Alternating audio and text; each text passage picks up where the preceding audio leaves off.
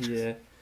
We're live, by the way, and yeah, Star Trek inspired a lot of what Beyond Oerth was in my head Yeah. because I really wanted it to be kind of like that that Picard esque tale of like the first envoys going out into space and sort of the first contact, as it were. Yeah. Yeah, that was a big inspiration for what Beyond Earth was trying to be, at least. Uh, to say it was a success, I enjoyed Beyond Earth. I don't think I got to do everything I wanted with the series, though, which is too bad. But that's okay. I have the world set up now, so if I ever want to do anything with it again, like, who's gonna stop me? Fucking Greyhawk? No, I mean, like, no, that's rude to even consider that. Assuming the world survives this episode. Yeah. Oh yeah. It's gonna be real nasty. I have like 4 sentences written for a possible epilogue, but I'm Hmm. just like, I don't know. I gotta wait for this last episode, see what happens, and then I'll write my epilogue.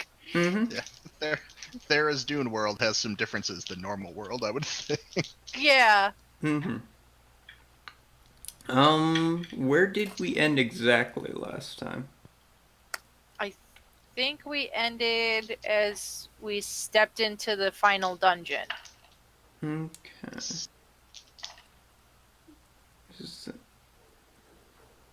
Where did I put my notes? There they There were. was Okay, they're on my desktop. I thought they there was put. some sort of black inky portal. Drew shot a very impressive radiant bolt through it that didn't do a whole lot, and then It didn't everybody do stepped through. shit. But it looked real cool, Yeah, it looks cool. Hmm. which is half the reason you cast magic. Yeah. That's why Earth will always be the least cool of the multiverses. No magic. Okay. Um so here's what we're going to do is because Kevin is not here, I think we're going to start with a vision, as it were. Not Okay. not even a vision, but a place or like a window into sort of a space beyond space, as it were. Okay. Let me see if I can't get something in the background. Let's go to my normal pool of background music. Um, so the conflict is going on, and the heroes, Drew, Rayrel, and 65 step into the black cylinder and sort of disappear into this sort of black void that exists beyond space, beyond reckoning, and sort of, you know, a place beyond place. While this is happening, though, let's sort of pull the camera out, sort of look at the Great Wheel itself, and let's go to the plane of Celestia, which is much the way the Nine Hells is 9 tiers of death and destruction. Celestia is the polar opposite of this. It's 7 tiers of, you know, the resting home of heroes and such. And here we find Sorin, who has just awoken from what feels a very long nap. And Sorin, you find yourself in this beautiful mountainside field, and it appears to be that the sun is setting, but it appears to be setting in sort of every direction at once. And the sky is this sort of permanent orange, pink, and very baby blue. And you feel at rest here. You only have vague memories of what came before. You remember, obviously, your life and everything that led up to this point, but, how you got from the sisters to here, you're unsure. But it's a beautiful day, or evening. The birds are chirping, and this place is harmoniously and wonderfully quiet. And you feel the best you've felt in a long time. What do you do, Sorin? I think I look around for any semblance of, like, not necessarily human life, but like humanoids, any kind of places other than just nature, because this is all beautiful and nice. This is it's not quite, I feel like I don't know what to make of this. It's cute, it's cute and peaceful, but this isn't it's a little bit boring. So after wandering around for a bit, off in the distance you can hear very gentle sort of pan flute music, as it were, and you see what appears to be the ruins of some great temple. It's strange, though, because there's no road leading to it, and there's really no reason for it to be here. It sort of exists just on its own, right?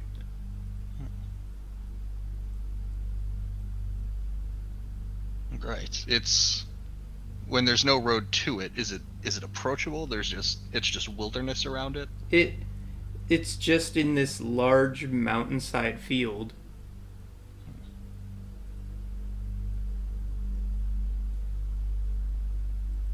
I keep walking. I think Soren's talking a little bit to himself at this point, just kind of voicing his internal monologue, because I don't know exactly what this place is. Is anybody here listening?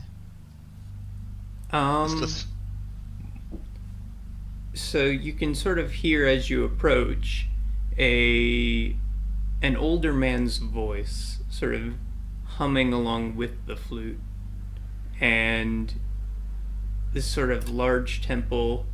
Are you looking inside, or are you just looking on the periphery? Is the flute coming from inside? It's coming from inside, yes. Then yes, I'm going in.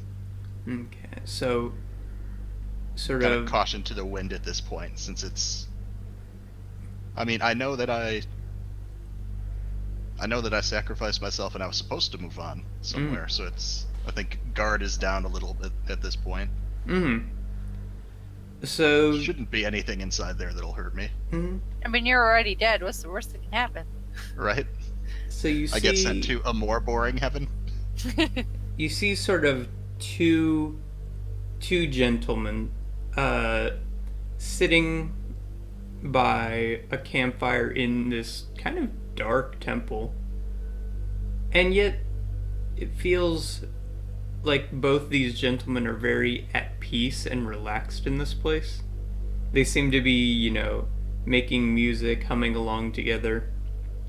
And when you step into the room and you sort of turn to greet them, they say, "Sorin, we've been waiting for you." And so one there is this. The first figure is an older, beautiful, androgynous looking figure, and they're the ones playing this sort of silvery pan flute. And then the other figure is a very handsome and roguish type of fellow. And he's got wireframe glasses and a very small, clean mustache. And he's sort of got an olive complexion with very beautiful black hair. And they both just seem very at peace and speaking together. You've been waiting for me, huh? And it's who? Should we do introductions then? And I've actually had Liz basically explain Liz is gonna take care of one of the characters, so she isn't just sitting here. Cool. I'm gonna try. That'll be great.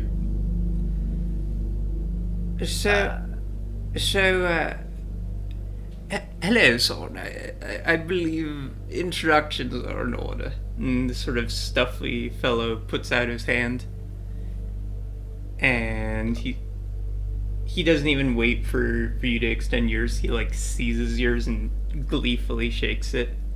He says, I am very sorry for all I've put you through. I'm dreadfully sorry.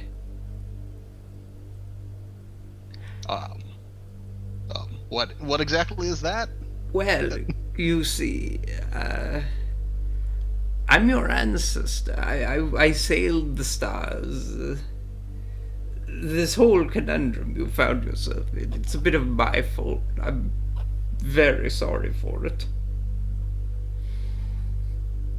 And then, this is an old friend of the family.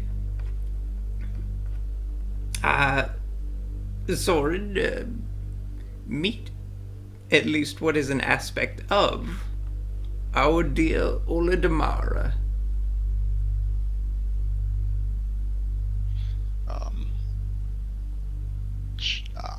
Well, hello.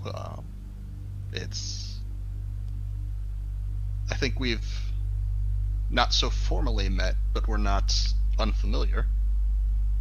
That is true. Although I anticipate you know me a little better than the reverse. Yes. Oladamara and I were just catching up, as it were. We knew you would be here soon. We're sorry for putting you through all this. If you have any questions, anything you need from us, just let us know. We are here to help you, Sorin. Can you tell me anything about? Are they okay? Am I allowed to know any of that? Who okay? You know who. I had to. My friends. I had to leave them as the world was ending. Oh dear. Ole, how are they doing? I can't see them at the moment. Oh dear. Wait, what do you mean you can't see them? Is something beyond your power, even? I do not know the outcome. Is that bad? Are they supposed to know the outcome?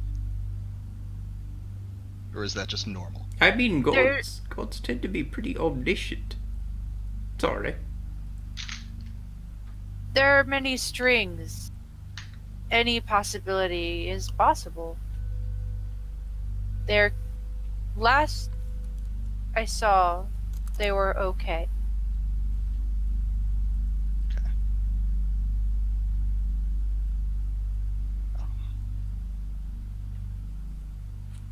Is this? I guess.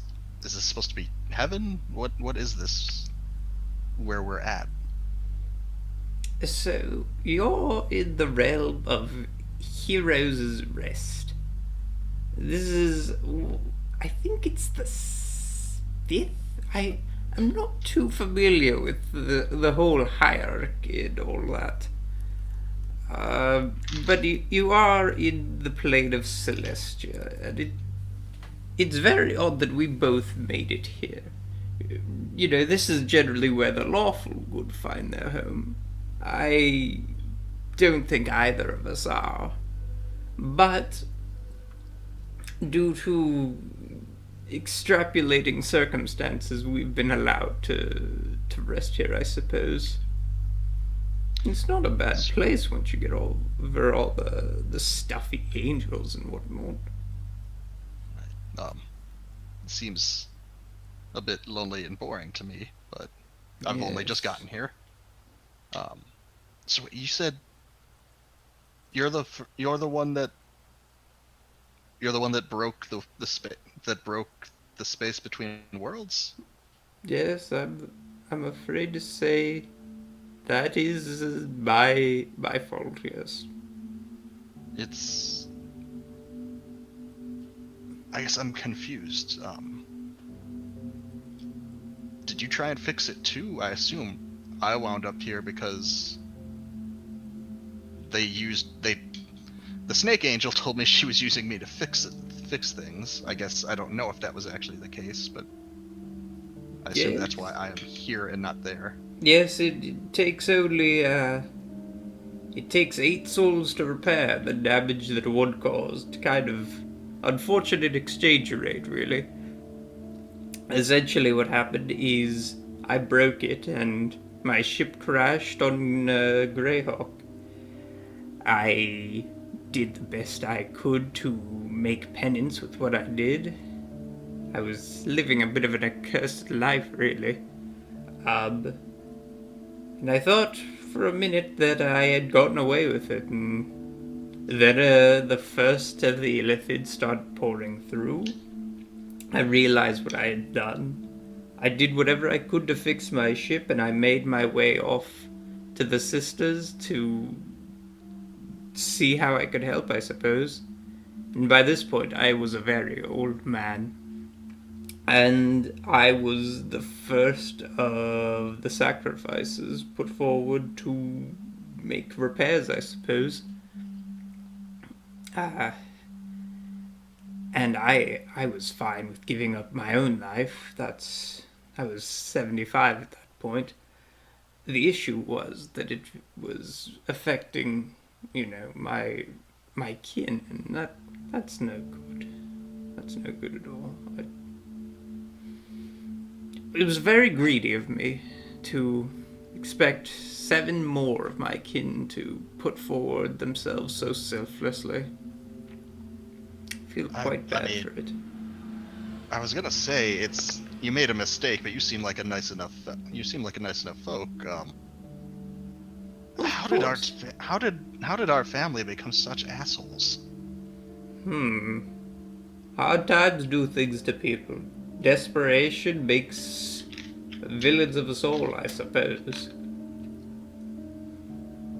I mean, I don't know about that. It seems to bring out the shit in shit people, but that's fair enough. I've seen plenty of people now that rise to the occasion instead. The thing is were you watching? I don't know how much you saw that. Yes. There was a child that was willing to sacrifice herself to fix this. Yes. And it took this long to get 7 more people from our damn family to agree to it? I mean, part of it is ignorance. The lawful good creatures, in their whatever infinite wisdom, decided not to even inform us that this was occurring. Many of our families or members lived for years in blissful ignorance.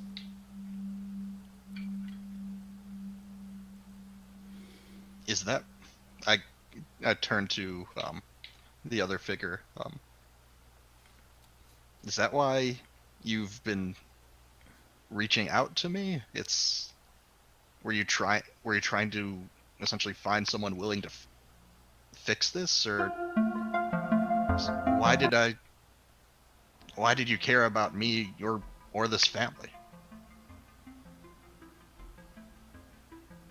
You seemed different. The only one who would be willing. It's just a matter of getting you here.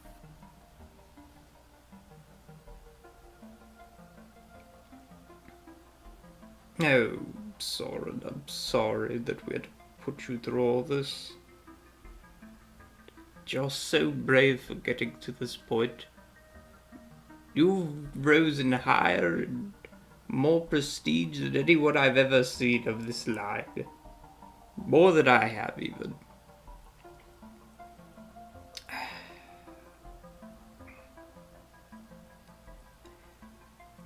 And, Rayra, I'm gonna take control of Olodamara for a sec. Cool.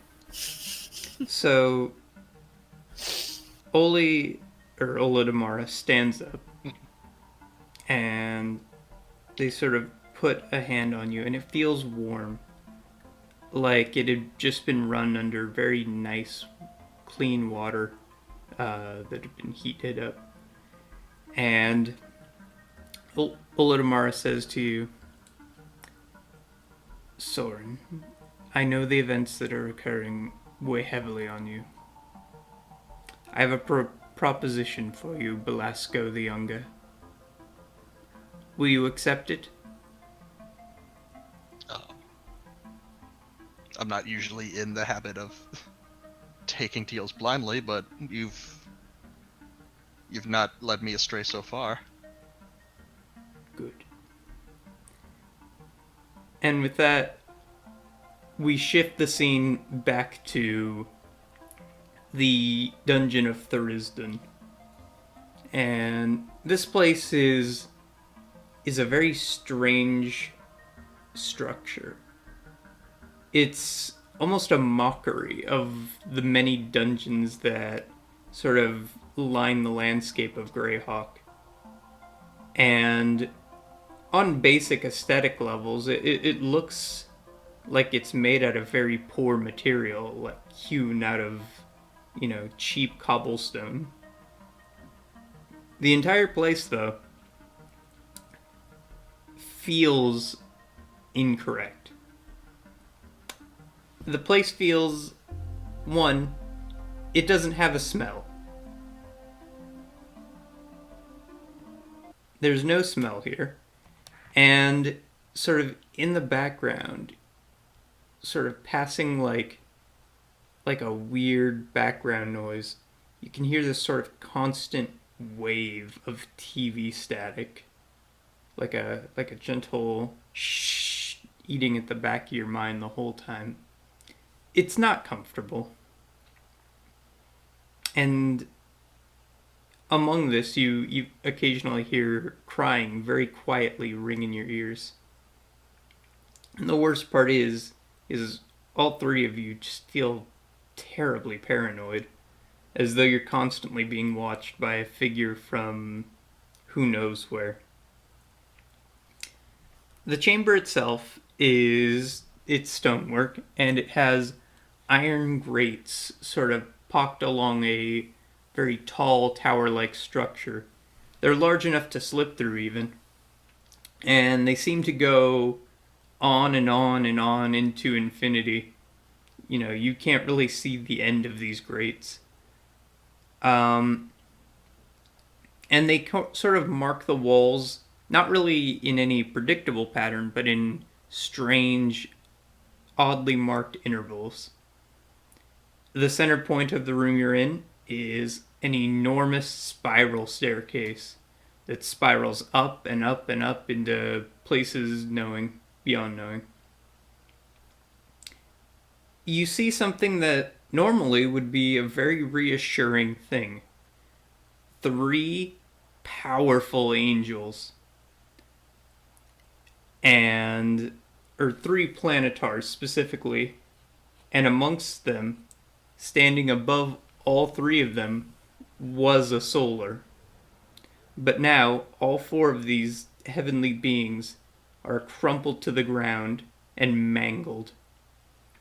And they're surrounded by not an insignificant number of Umber Hulks, Beholders, Dwergar foot soldiers, and even the occasional Illithid body. You can tell, though, from your observations that the Alhoon is not amongst the dead.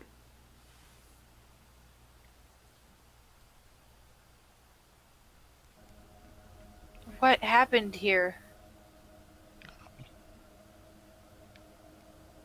It's 65 tries to just listen and observe and make sure nothing still seems to still be moving or making any noise. Oh, by the way, until Drew gets here, uh, I'm going to give you, Liz, control of Drew. So any questions addressed to Drew are yours to take over. Okay, I will do my best. Mm-hmm. So yeah, these sort of the room just feels off, and there's really two paths forward: the staircase and the grates. Can Rayrel look for any clues as to where the Illithid guy went? Yeah. Give me an investigation.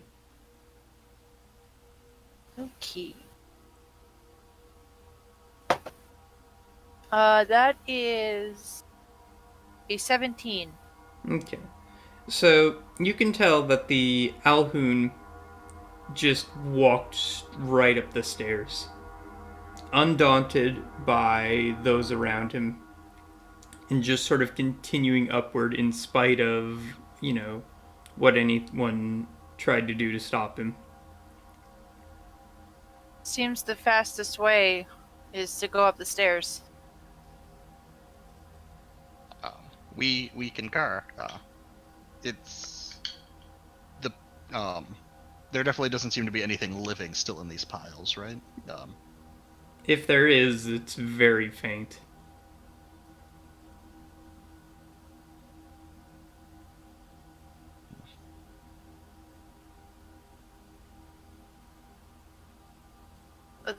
Let's get going. We don't have much time.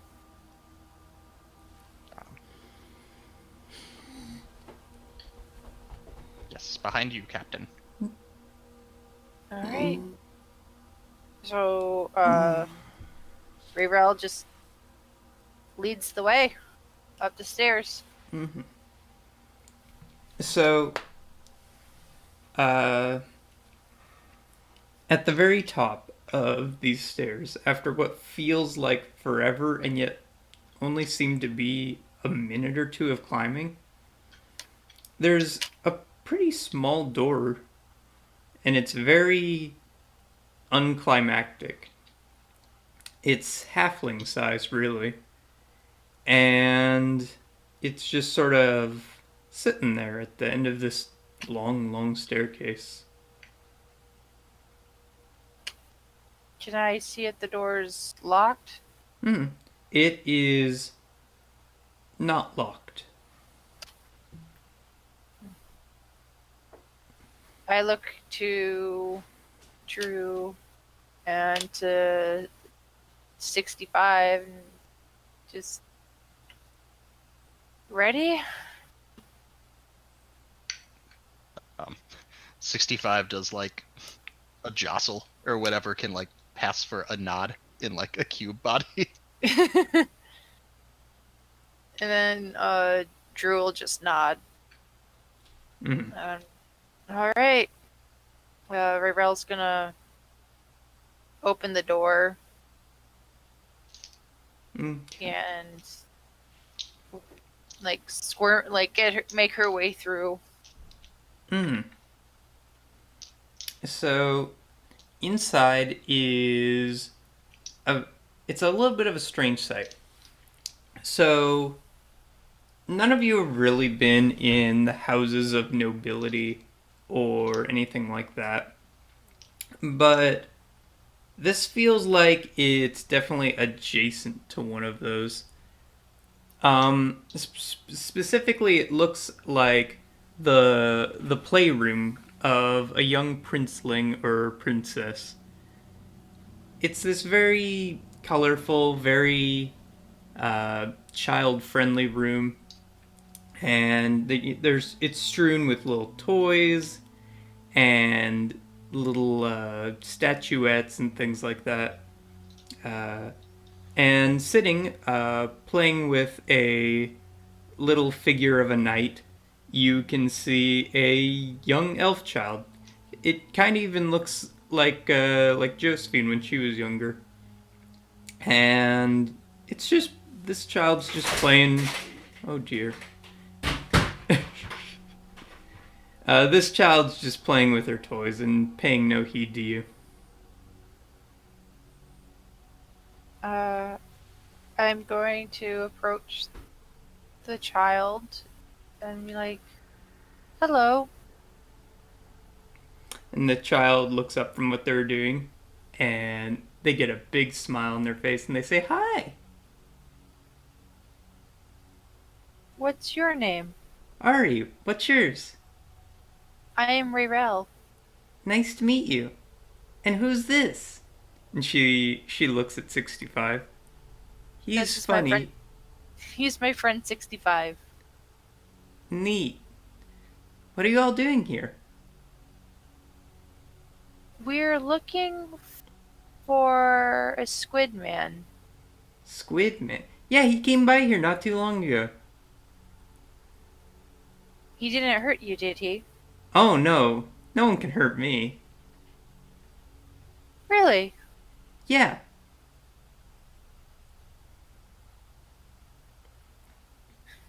Did he say anything to you as he Yeah. came through? So, up before he got here, I was taking this really long nap. And when he came in here, God, I felt so awake. I had to get up. And when I did, I just had to go play with my toys. And then you guys came by. Hi. Hello. So what are you playing?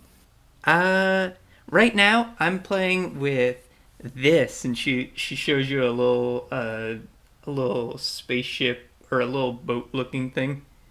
This thing can fly in my dreams, and in my dream there's floating spheres out deep in the end of all things, and there's you, and there's you, and there's all of us.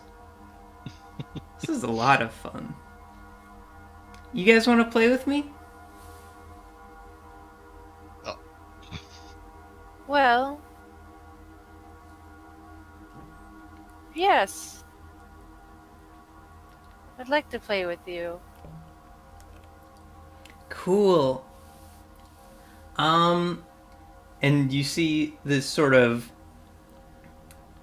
a hole open in the one of the walls.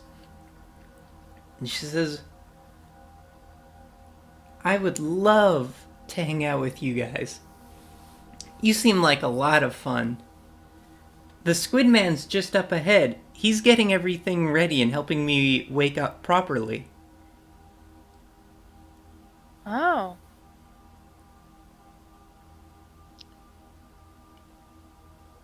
Well, we'll be back to play with you. Thanks. I love you guys. You seem like a lot of fun. Good luck. can Thank you. can we insight check this child? Yeah, you can insight check this child. What up? What's your current theory, Mr. Cube? I'm trying to process Patrick's current theories through what Ascension Modron Cube would know. Mm-hmm. This child said its name was Ari. Yeah. Awesome. It's not bad at all. Okay, it's a 6 insight. Okay. Can I 60, do it? 65's not good at that. Mm-hmm. Can I do a quick insight check as well? Yeah, sure. Alright. Oh, that's not great. Let's see. Math. 14? Okay. So, from what you can tell, there's definitely something up with this kid. Mm-hmm. I mean, that's obvious to anyone. You know, what is a child doing this far out? And so, you know, you can tell this is definitely some sort of aspect of the Risden. You don't know what or how it's manifesting, or even... Oh, did I cut out there? No, it's just my... Okay, there we go. Sorry, did I cut out there? No, you're good. No. Okay. You can tell this is an aspect of Thurston. You don't know if it's just fucking with you. You don't know if it's genuinely friendly. You don't know if it's leading you into a trap. You don't know what its objectives are.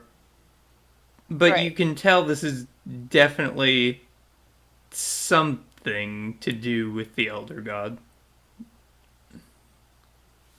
Yeah. I look to my friends, and then I look to the hole, and then I just think about Josephine as I step through. Mm-hmm. Yeah. Did she before we had? She said that the Elhoon is going forward and making sure like all of her wakes up. Was that kind of what she said? Yeah. Yeah. Okay. Because I'm still real sleepy right now.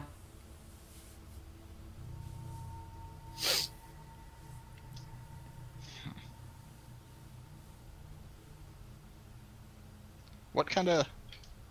We have to leave for a bit. What kind of games do you like to play when we return? Knights and dragons. I like ones where we use computers to talk over, and where we have an audience and things like that. Those are the fun ones. But you guys don't know what I'm talking about. No, just go on. Don't worry about me. Yeah. 65 will follow Raven. Someday you guys will be dead and rotting. I'll still be here, though. We can play then. Ugh. Bye! Hi.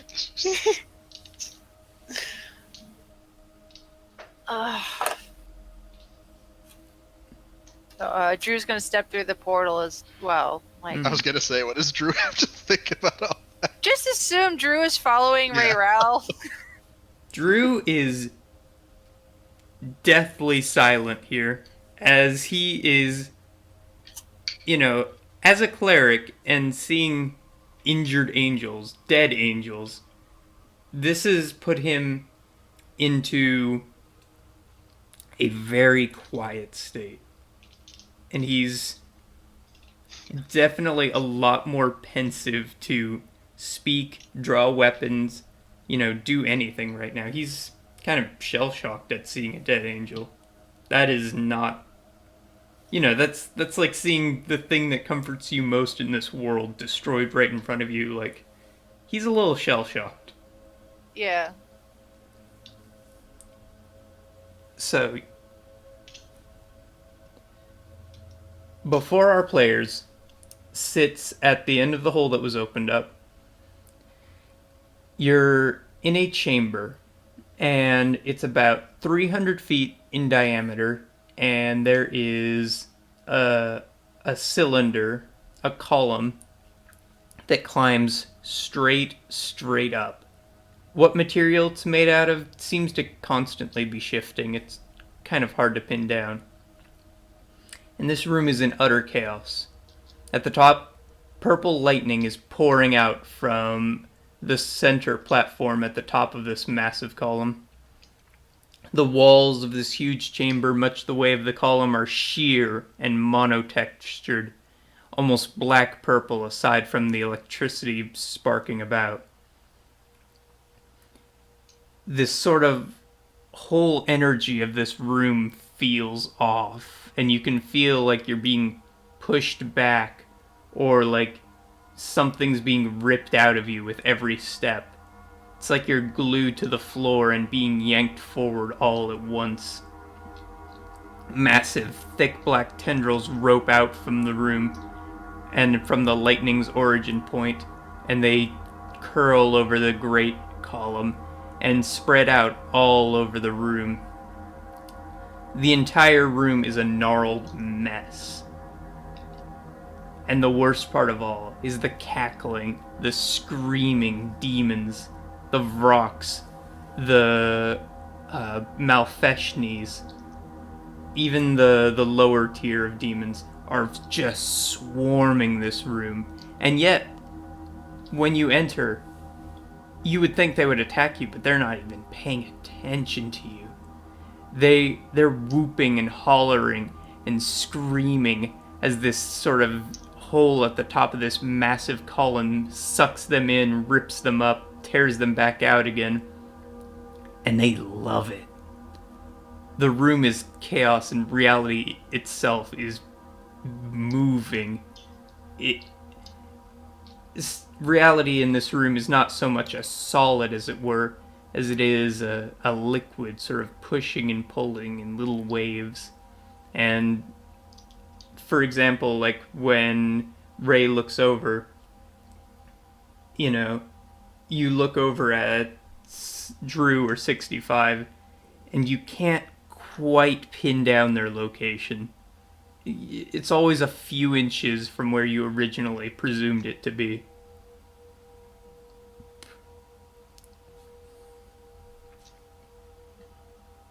What do you do? Can I, try to scan the area to see if the Illithid came through here? Oh, he's here. You He's can here? see him. He's at the top of this column. And you can hear his voice booming over in some sort of deep speech that you're unfamiliar with, incanting and goading this thing outward. I'm going to shoot an arrow at him. Mm-hmm. I would say because he's in the center of this column, Mm-hmm. it's kind of hard to get a good mark on him. You can hear his voice, Mm-hmm. and you've heard his voice before, but you can't quite get an arrow pointed at him. So he's kind of like the cylinder's got probably a circular top, and he's kind of in the middle of that. So yeah, if he's right in the middle of this circular object that extends deep, deep downward, if that makes any sense. Okay. I look to Drew and I look to 65 and I'm just like, we're going in, I guess. 65. You can't move. You're a being of complete order. This room is so deeply wrong to you. You're shell-shocked. And you can't move.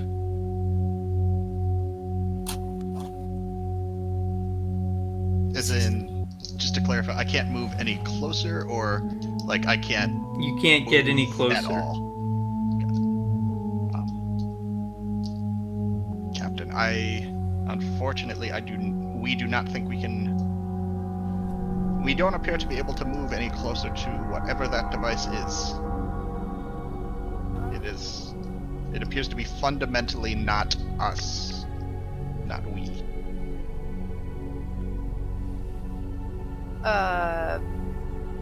Can Drew carry 65? Yeah, I would I'm say just- he can. So, Drew picks up 65, and we head into the cylinder. It's funny because I kind of pictured 65 at this point as because this is the opposite of where they are from, the strict order of where all the Modrons come from. Mm. Yeah. I kind of picture him almost trying to live stream this to the hive mind. Just as like, And because like somebody needs to know what's happening here. Like they'd be deeply interested in like chaos embodied spreading to the different worlds. So now it's Drew's pretty much just carrying a camera. well, if 65 tries to project to the hive mind, I'm going to say that you only get TV static. Got it. Yeah, I'd say he had been trying since we walked into the dungeon. So he's trying in whatever way he can to create a record of these events on the off chance that at some point they'll be able to get word of that. Whether that seems unlikely or not. Did any of you take Sorin's equipment with you? We did.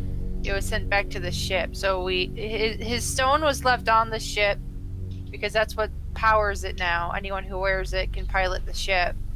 So we gave that to Cassandra or Cadence. What else did he have? We're like D&D. Yeah, that was kind of it. Everything else was just generic adventuring material. Yeah, like we don't have a lot of cool shit right now. He had, like I said, the one other thing I think of note that he had was, I think we've all got one. Like the Heartsby folk gave us invisibility potions at one point.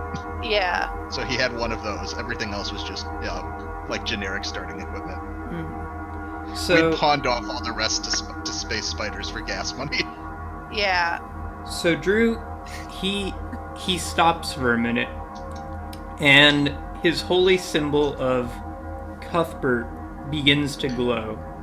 65 is petrified and unable to... 65 is basically knocked out and unable to fight in combat. What? 65? 65 isn't dead, but isn't able to respond either. They aren't able to move. No. But Drew's symbol is glowing, and all of a sudden, an arm reaches out of it. What the fuck? And another. And a beautiful head of a precious baby boy. And in this end. Congratulations, Drew, you're a father. In the strangest of all places, Sorin is back. He is alive. No, he's not alive. But he is an angel. A planetar, to be specifically. He's not a giant like many planetars are. Well, he's just a baby planetar. But just to clarify, it was Soren's normal head that came out, right? Yes. Not like a baby version of Soren. No. Sorin looks like he has just been to whatever spa there is, and he's in beautiful shape. His hair perfectly coiffed, his skin more clear and clean than you've ever seen it. He looks like he's just gotten up from like the best spa day of his life. Hi, Sorin. You're back. What? You baby.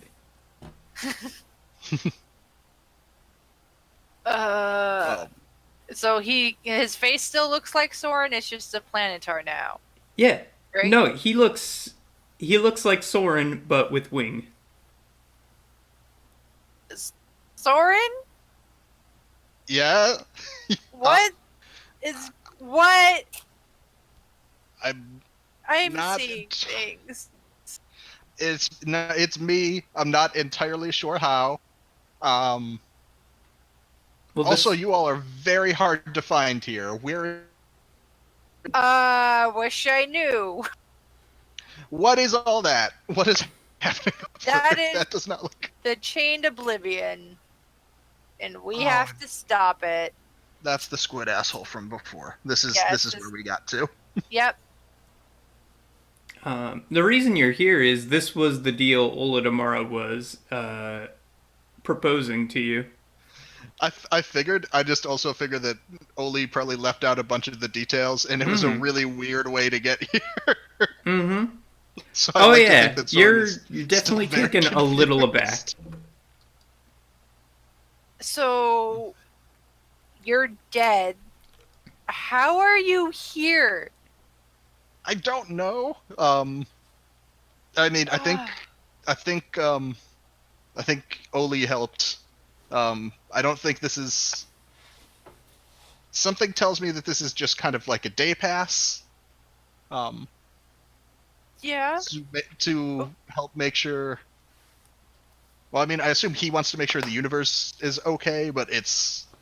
I was asking a lot of questions on if you all were still safe and if those snake angels hadn't just left you all to die and run into an army of badness. But I'm here for now. So it's Oh, okay. Great. So we have to stop a god from being awakened. Okay, that last part I feel like is probably the important part.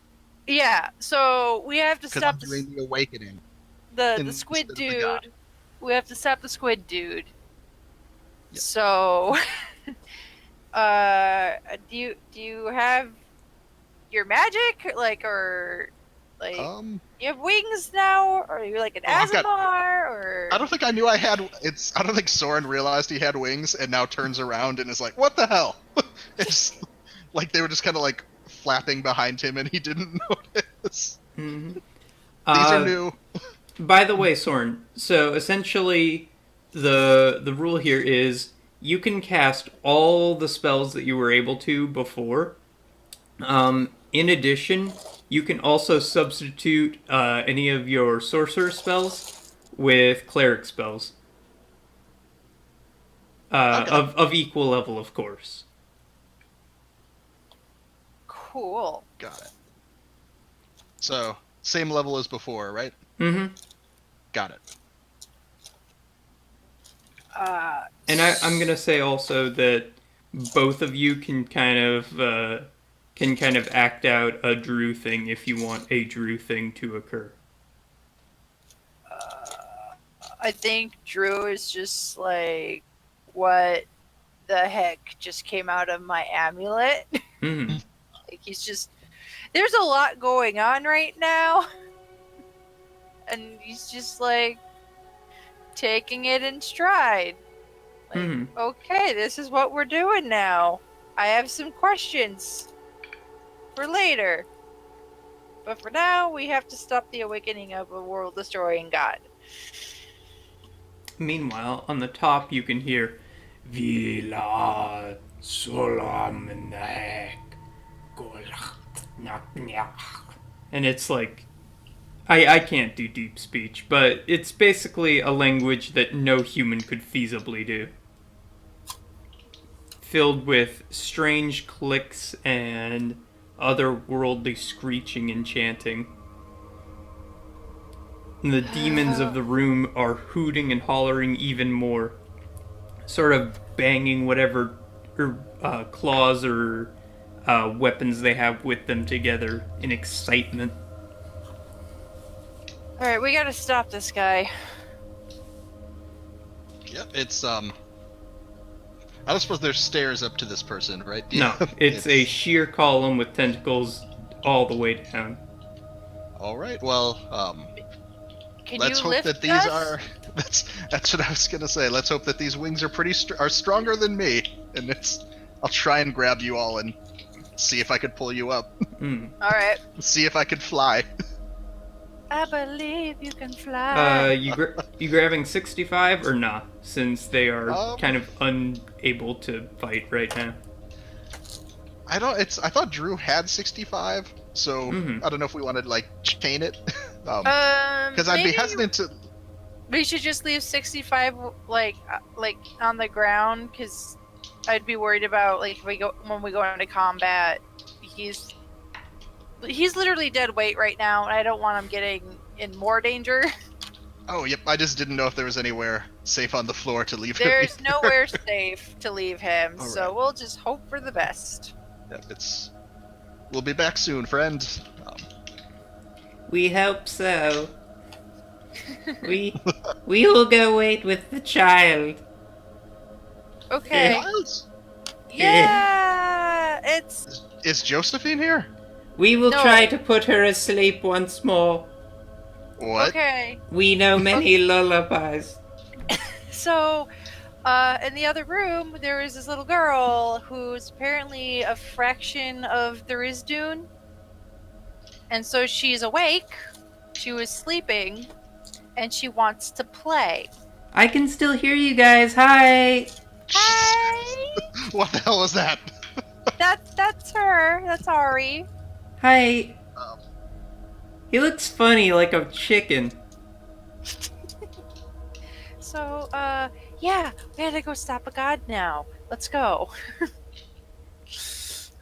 all right. Soren's gonna try and fly us all up there.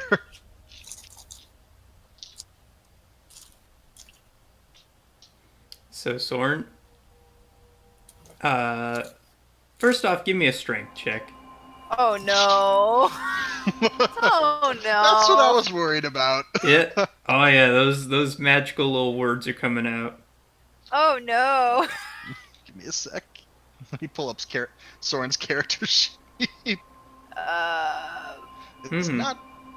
It's not high. I know that. I rolled a 16, and that's a plus nothing. It's a plus 16? nothing to strength.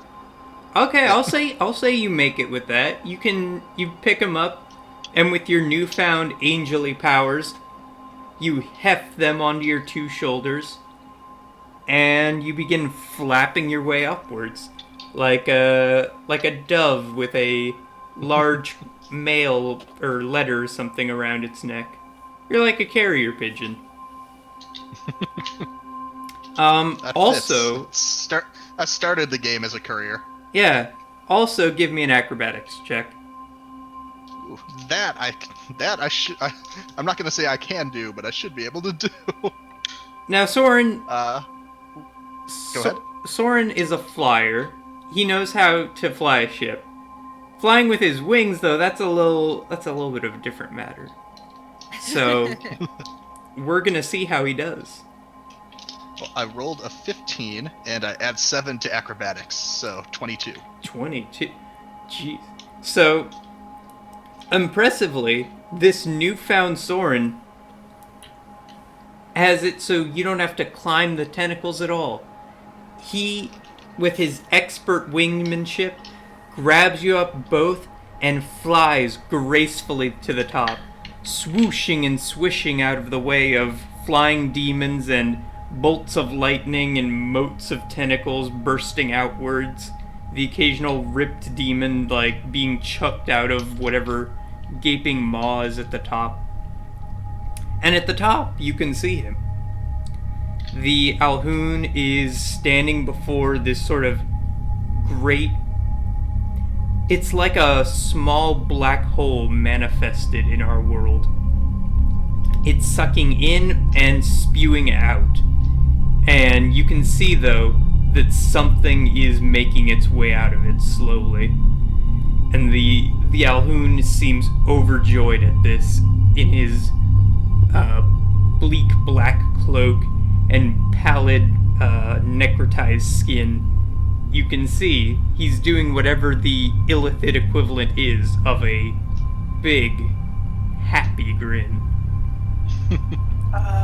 Rayrell's gonna fire an arrow. On Sorin's back or when you land? If you even do land. I want to do it from Sorin's back just because I think that'd be cool. Okay.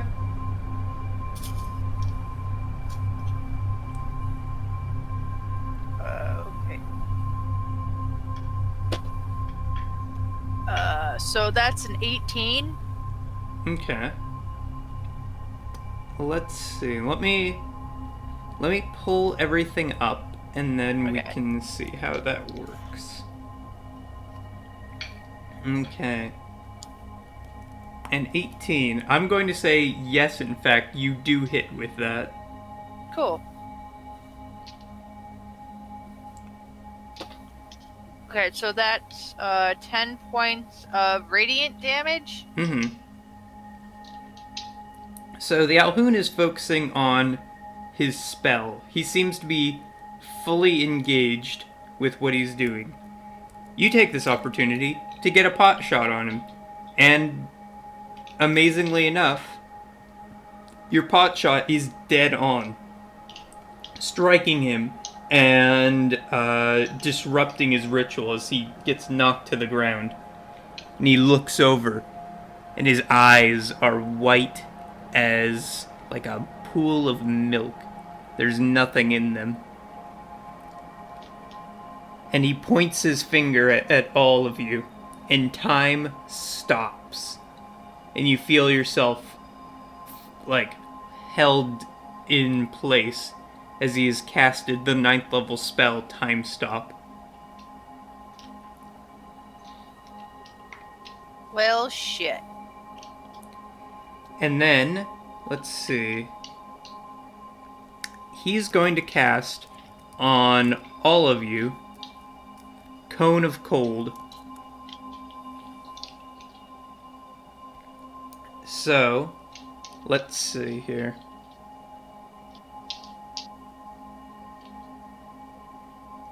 I want all of you to make a Constitution saving throw. Okay. And just to check, you said for Sorin spells, I've got my old sorcerer spells and then access to any cleric spells I want to cast too? Yes.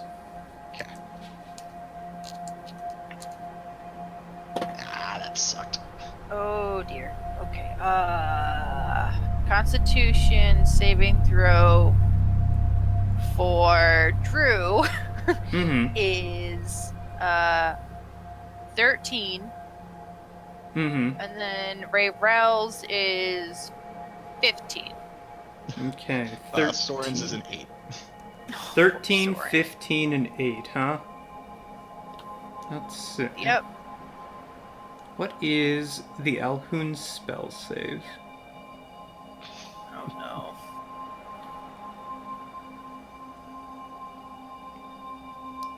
Ooh, that's really high. That's a 17. Did any of you beat that? No. Okay.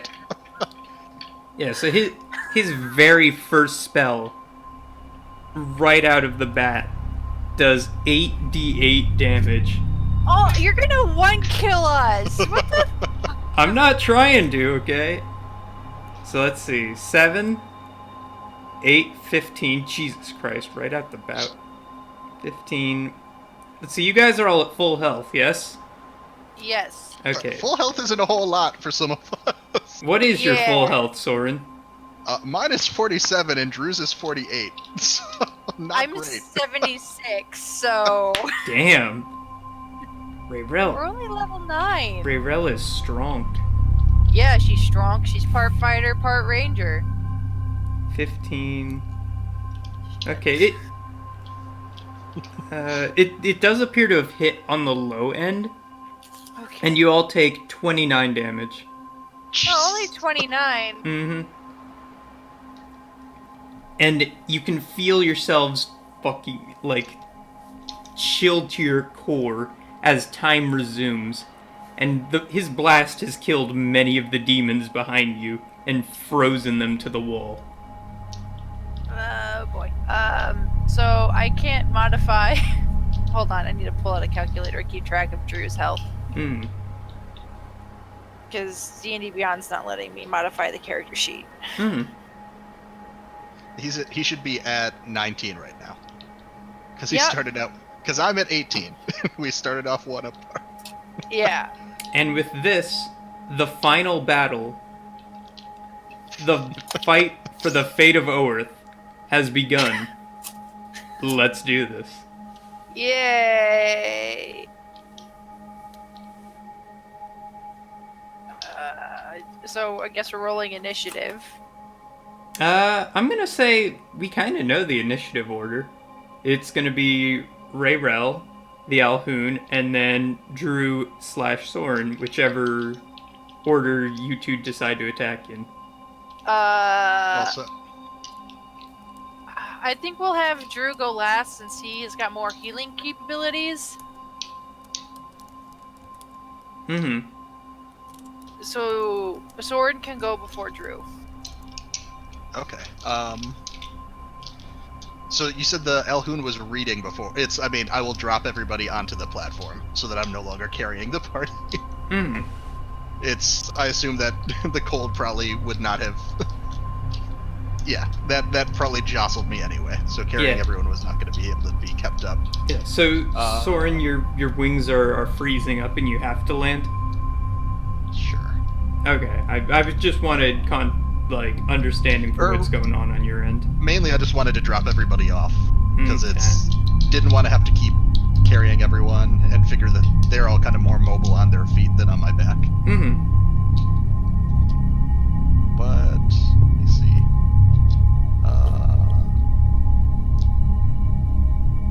So you said the Alhoun was chanting, right? Mm-hmm. It's just when he stopped chanting. I know it was only like a second for us, but when he stopped after being hit by Rayrell's air, have we noticed any change in things when he's not actively? Yes, it becomes less of an organized release and more thrashing and violent as the whole sort of tentacle mass below the cylinder shifts and writhes and tries to crush the cylinder or the column that you all find yourselves on. I mean, I say column. This thing is 100 feet in diameter, so. Let's dip into those cleric spells that I've got access to then and cast a flame strike. Okay.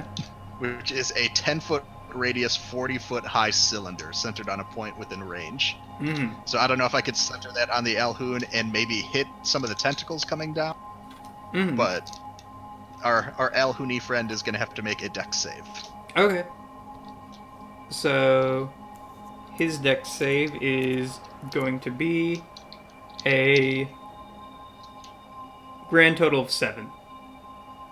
Well, that does not beat my 17 save DC, which I've also got Alhoun. So as he was knocked to the floor, he hasn't had a chance quite to get up even still after casting all that spells. So as you blast, you manage to hit him. And what happens from there? Essentially it's a vertical column of divine flame that, according to the spell, roars down from the heavens. So he takes 46 fire damage and 46 radiant damage. All right. For the fire to start out with, that was actually pretty damn good. It's 19 fire damage. And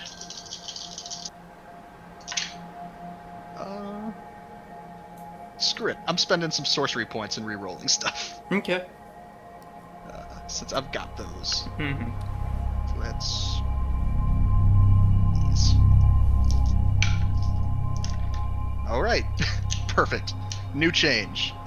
21 fire damage and 19 radiant damage. 21 fire damage and what? 19 radiant on top of that. Ooh, Sorin, you animal boy. Well, it's a 5th level spell. It better do something, because I That's only fair. got one of them. No, you did a lot. So, Rayrell, that's a new trick from Sorin. I'm not complaining. Yeah. Even Drew's taken it back. He says, that's the kind of spell I'm still trying to learn. And, Drew, it's your go. So either of you can take that. Let's see. He does have a 5th level spell slot, so he can access all those cleric-y spells too. He can mask your word. He already used it. Oh yeah, I don't know where. Because you all didn't rest between now and last time. No. I think We're gonna cast spiritual weapon at second, or we'll do it at 4th level. Mm-hmm. And that's a bonus action, right? Yep. So he can Okay. he could do that and a cantrip. So he could Sacred Flame and cast that. Okay, and then yeah, he's gonna Sacred Flame the bad guy, Switch Face. So it's another Dex save. Yeah, Dex save. Yeah. Drew's DC is 16. Okay. I need to get a dexterity save? Yep. Okay. So he's struck and sort of, is burned with this horrible fire to him, and he's undead. He hates it. It scorns him so, and it does unbelievable damage as Sorin's fire rips into him.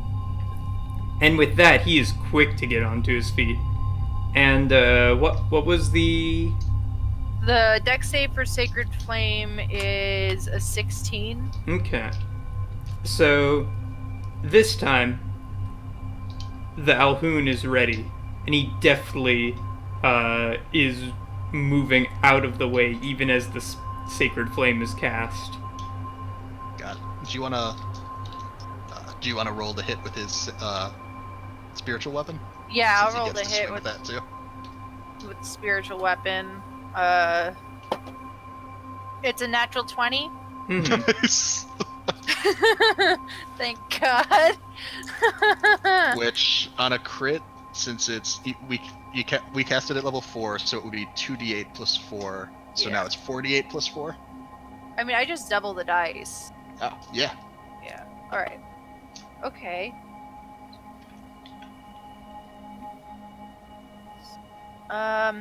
22 points of damage. Ooh. What is the spiritual weapon? I think it's bludgeoning. Mhm. It's Force force damage. Yeah. Force damage. But what does And it it's- I look think- like, though? Has it always It's- been a big mace? I for think Cuthbert? it's a big. I think Drew has a big mace for a spiritual weapon. Hmm. I think it's always been kind of like the classic Cuthbert-y mace. Yeah, Makes sense. Drew's a very basic guy. Hmm. Die, demon! And he sort of sends the Alhoun, arms crossed, anime pose, sort of flying backwards against the cylinder. And the Alhoun holds its ground, but that shook him. Sorin is kind of like circling. I think Sorin and Drew are both kind of spreading out as well. Hmm. Yeah. So that we kind of circling around, because it's a circular platform we're on, right? Mm. Why do you seek to stop me? You do not even know my intentions, and yet you are so eager to snuff them out. You're unleashing the chained oblivion. That's usually a bad thing. I am simply reclaiming what is mine by birthright.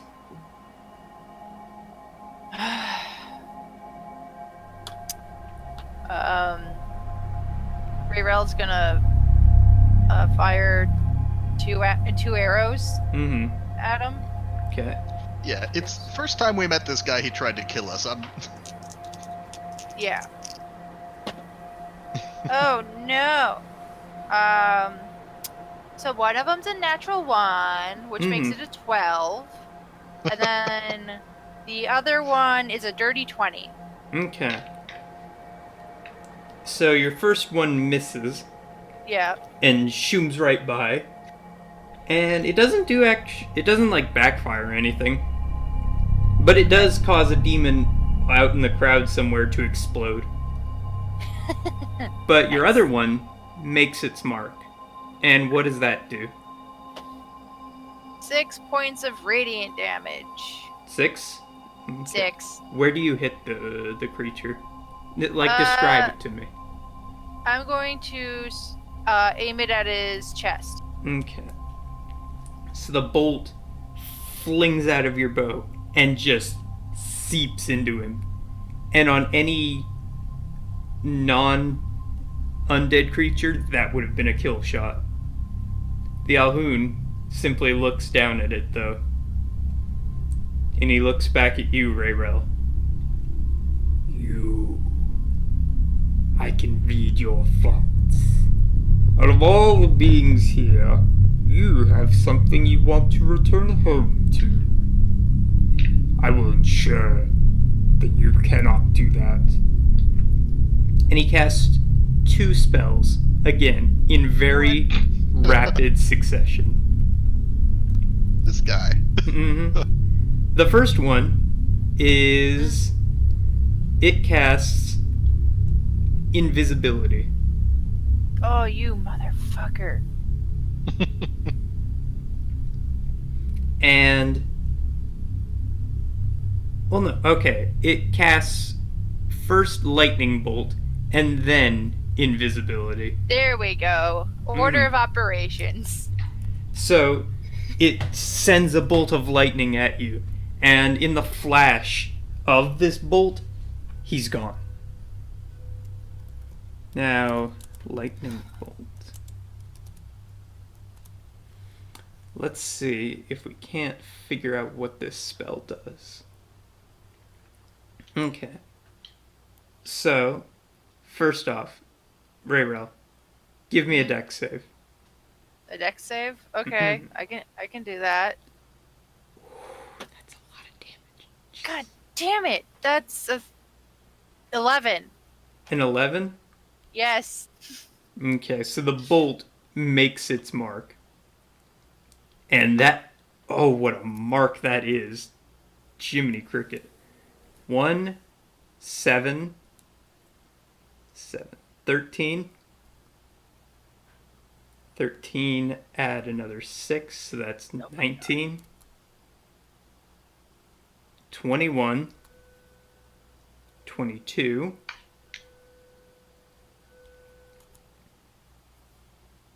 24. And 30. So the bolt strikes Rayrel in the chest, and you feel your body sort of shaking as this white lightning strikes you and sends you shivering. And when you finally have a chance to look up from the electricity, you don't see the Alhoun. So, you 30 damage, Rayrel. Do you survive that even? I'm still standing. Okay. Barely, but I'm still standing. Drew or Drew or Sorin, what do you two do? Let's see.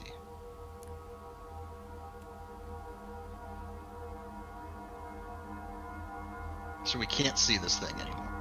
No. Sorin will... I'm going to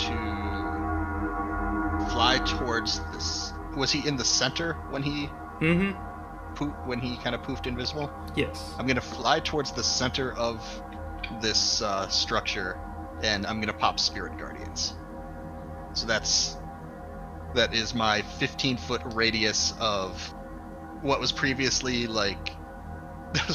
our gull barrage, like the seagulls and pelicans and everything. Yeah. But I think now it's probably the same birds, but they just look cleaner. Oh. they're a little bit like shinier and spectral now. Somewhere between a seagull and a dove. Yes. So pretty. So it's they go around me, up, like I said, a radius of 15 feet, and will affect the Alhoun, I believe, at the start of his turn. But it also halves their speed, so he has harder time getting around. Got it. So that should still hit him. That's my action to cast, and so I don't think I have any good bonus actions available. Okay. So I think that is it for me. Okay. And then, Drew, still kind of on his high after striking so successfully with his weapons. Now it's his turn to go. Liz or Soren, what does he do? I think first, I think Drew is going to try to hit the Illithid with his spiritual weapon as his bonus action. Mm-hmm.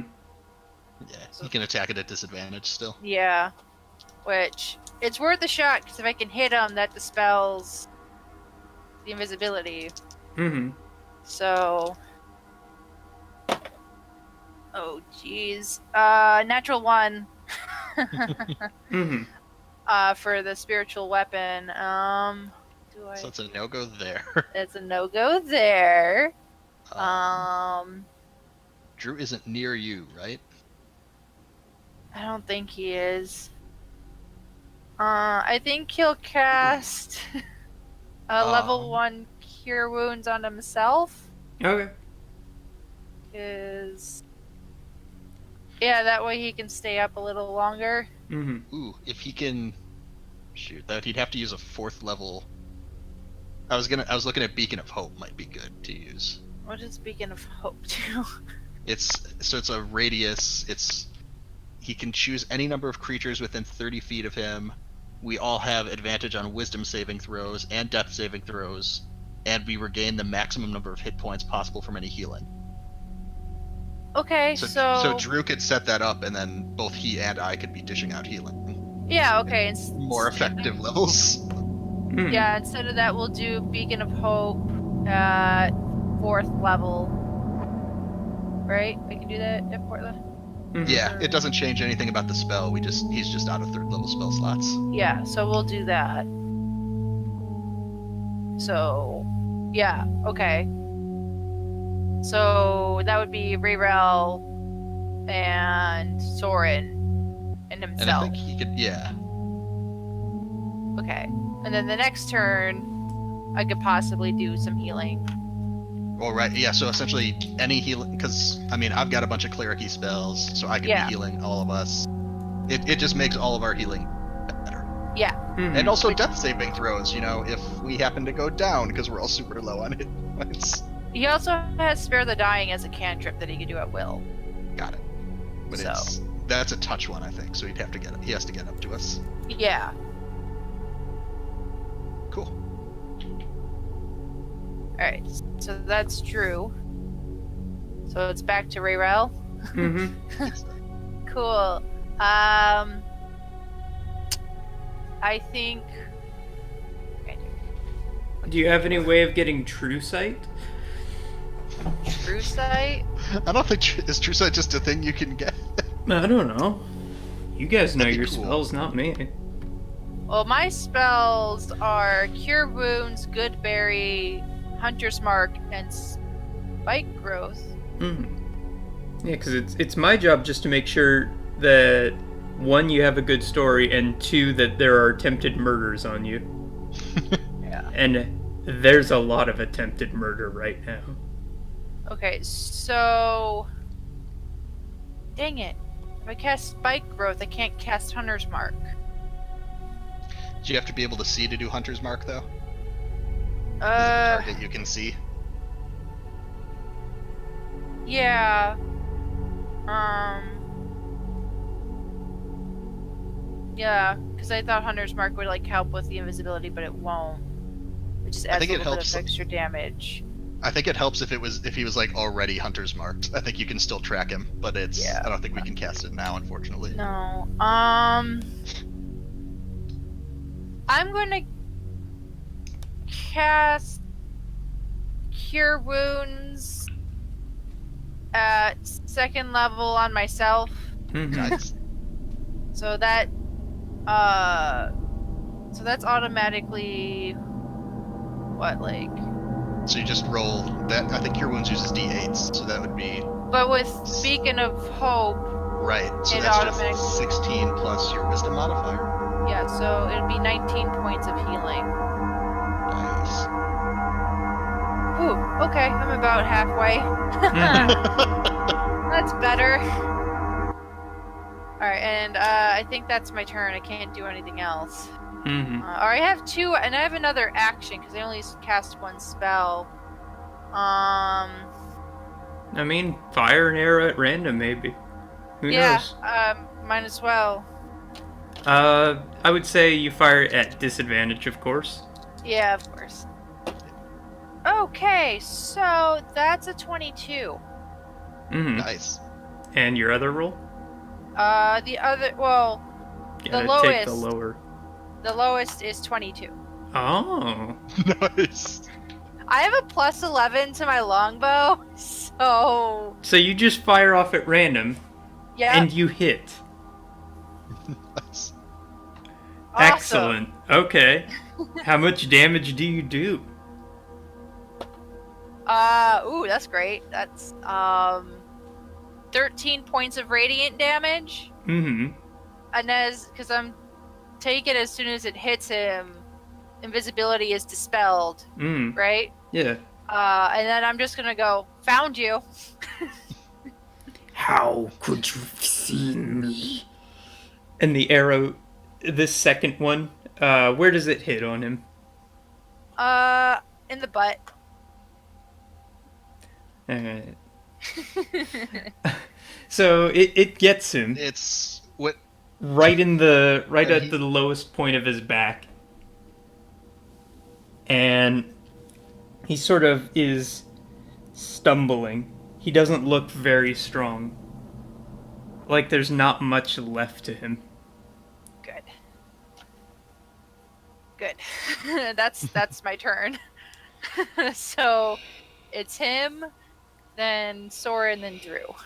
Well, is he, when he was revealed, is he within 15 feet of me Yes. with my birds?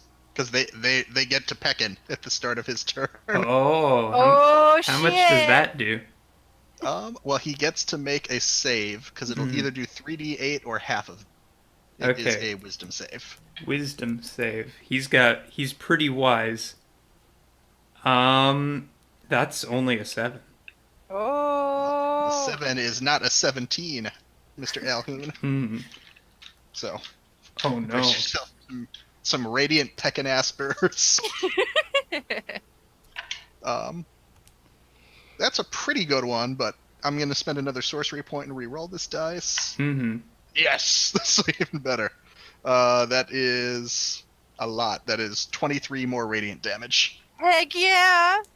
So one of your birds swoops by and knocks him in the head. And he stumbles. And this is just the second that the Rizdun was looking for. And the maw itself grabs him. And it starts pulling him in. Oh shit. He says, No. I was to rebuild what was taken from us. The Illithid Empire should exist. You will not take me. No. And as he says that, he's sucked in. And he's gone. All that's left is... Well, in his hand, as he's got sucked in, though, was the axe Realm Splitter that he used to get to this plane in the first place. As he's sucked in. But you don't know what happens from there. And for a time, the demons look like they're no longer under control. They go mad. They start whooping and hollering, this time not in excitement, but in fear, in pain. And the sphere shakes. The hole that the Rizdun was coming out of, it's unstable.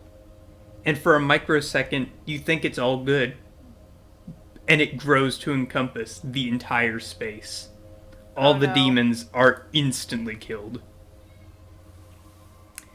You feel as though you have never been exhausted. You get the boons of a full rest. Yes! And before you, in this black inkiness, the cage of the Alhun, the home and prison of Thurisdan, a demiplane on the furthest flung reaches of the far realm. You can see the Alhun's form is being torn and ripped to shreds as 1,000 invisible mouths and hands pull and yank at him from every direction, shaping him like he was a piece of clay. He's warped by this black, writhing, cursing mass.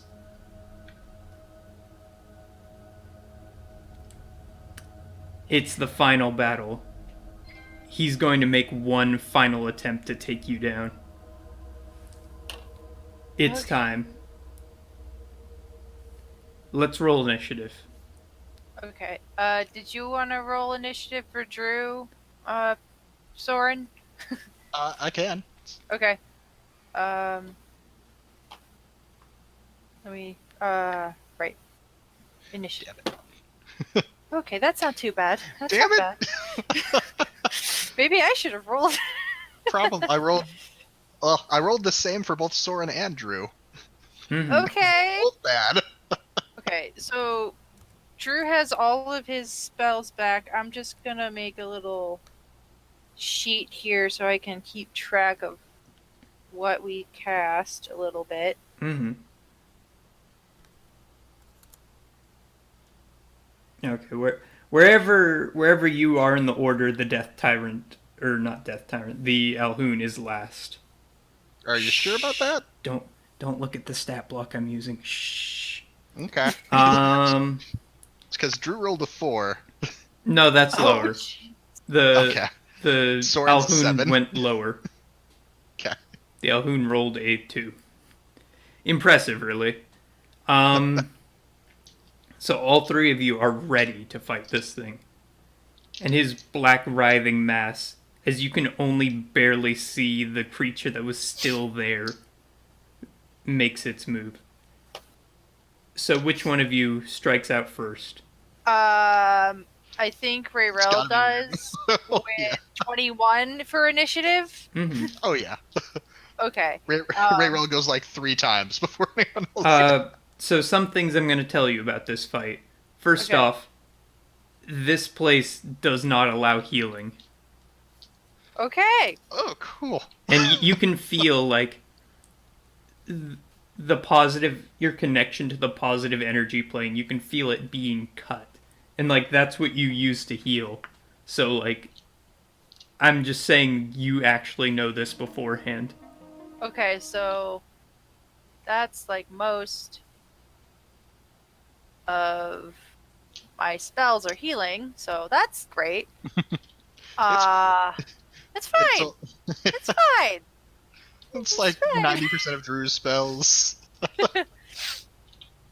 Okay, so I'm going to cast Hunter's Mark on the big beastie, Mm-hmm. and then I'm going to shoot it with one of my radiant arrows. For a 21 to hit. Mm-hmm. Okay, that hits. And then 13 points of radiant damage. 13 points. Okay. So what? So this is your bow? Yeah, it's my bow. Okay. So you notch up another of your silvery golden light arrows, pull one back and launch it into this thing. And again, refresh me on the damage. I've forgotten that. 5 seconds. 13. Okay. And you sink one into it. The creature, you're not even... Actually, 13 you said? Yes. Okay. Your arrow hits and the creature does not seem to mind. its body takes the arrow. And yet, you feel like your arrow had more punch than usual. Like, it hit twice as hard. Good. I'm just gonna be like, okay, so radiant damage it is. Yay. Normally your arrow's like, poof, poof, into the thing. This one, it's like you launched a grenade at him. Nice. Who's attacking next? I think I'm next. I think Sorin is next. I'm in Okay. first lap. So we're just to clarify, the Elhoon is kind of like being sucked up and destroyed, and we're fighting a big warbling mass of darkness and tentacles now. You're not even sure. You're fighting the Elhoon, but it's been changed and it's been modified, and you don't. It's hard to describe, really. You know, like a gibbering mouther, it kind of looks like that, but it also looks like the first stages of like a beholder. Oh no. Huh.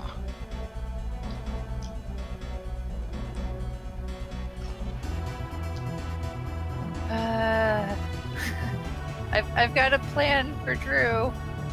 Good. I don't.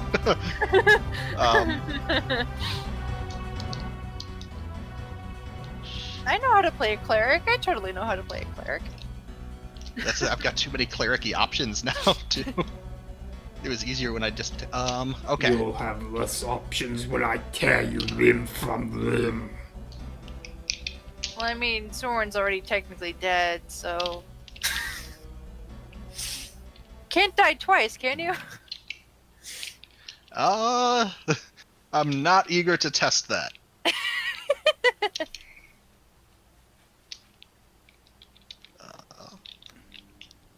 Okay, let's try this, bud. I'm gonna cast Dawn. If he did not seem to like the light from your bow, I'm gonna cast Dawn, which is a 5th level spell. The light of dawn shines down on a location you can within range. It is a 30-foot radius, 40-foot high bright light. So I want to cast it so that this creature, whatever the Elhoon is now, is kind of on towards the outside of it and kind of going back behind him, lighting up so that it lights up wherever this is coming from as well, and doesn't include like any of our party in it. But it's when the cylinder appears, each creature in it must make a con saving throw, taking 4d10 radiant damage on a failed save, or half as much on a successful. Okay. So it happens now when I cast it, and then at the end of the creature's turn if he ends in the cylinder. Okay. Because it's con and it sticks around. Okay, so what save do I need to make again? DC 17 Constitution. Okay.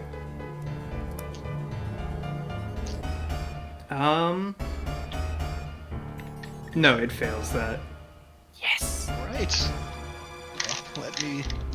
Sorry, this is a lot different types of dice than I was expecting I would need today. It's all good. Finish out some D10s. Sorcerer points. Let's reroll 2 of these. No, wait. Okay, that was worth it. That is 13 there. 23 points of radiant damage. Okay. So, the thing backs away. Double that, please, and tell that to me. That would be 46 doubled. Okay. 46. You know, that's a lot of damage. Yes. And yet, surprisingly, this thing Not takes a big response. that takes it pretty well. The Elhoon is beyond pain at this point. Strangely enough, when your entire physiology is crushed and warped before your very eyes, pain doesn't matter. Only the objective does. And the objective right now is to murder all of you. Here's an interesting thing, though. When that light shines out and it hits the inky blackness of the floor of the far realm, and it gets lit up for a second, it feels like a computer-generated skin, and there's just something wrong with the floor that you see in that area of light. It's awful to look at. And Drew, what do you do? Drew is going to cast. Hold on. Okay. Bless at first level. Mm-hmm. So that means both Drew, Sorin, and Rayrel have a D4 that can be added to their. You have a D4 in Attack your rolls. time of need. Yeah, Attacks. yeah. Each attack and saving throw. We can. Yeah, so for 1 minute. And that's what he's going to cast it at first level. Mm-hmm. And I think that's all he can do this turn. Or, I think he'll bonus action cast Spiritual Weapon Mm-hmm. at fucking 4th level. Can he do that? Yes. Okay. So, maybe. Yeah, we'll do it at 4th level. Mm-hmm. And then he's gonna. Can he still hit with the spiritual weapon after casting the spell? It part of the spell is that it takes a swing on that turn. Okay, so he's going to swing at the dude with his spiritual weapon, the giant mace. Mm-hmm. Ooh, that's actually pretty good. Way to go, Drew. 26 to hit.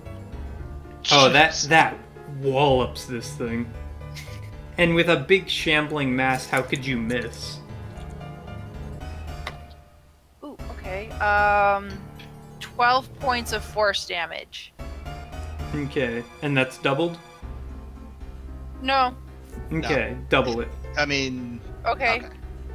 So 24 points of damage. Okay, so... Let's see. We're not going to die. I just saw the chat. We're not dying. We're doing pretty well. So why... I have to ask you guys. I'm guessing you all expected this to be undead when you felt your radiant hit so well. When the weapon hits also harder than usual, what goes through your character's minds? That we're just like really strong. We are in a realm of chaos. Mm-hmm. He just got rebuilt, so maybe he's weaker. Mm-hmm. Okay, so... 1...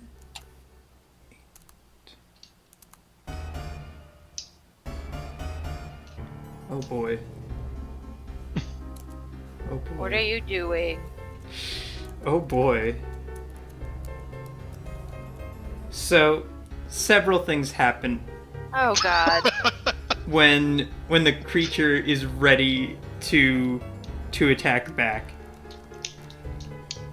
You see the first of a proto eye stalk form, Oh no. and it fires so many things. Sorin, make a dexterity save. Don't forget So your many blast. Your blast. Use that D. Oh, yes. D4. I did forget. Thank you.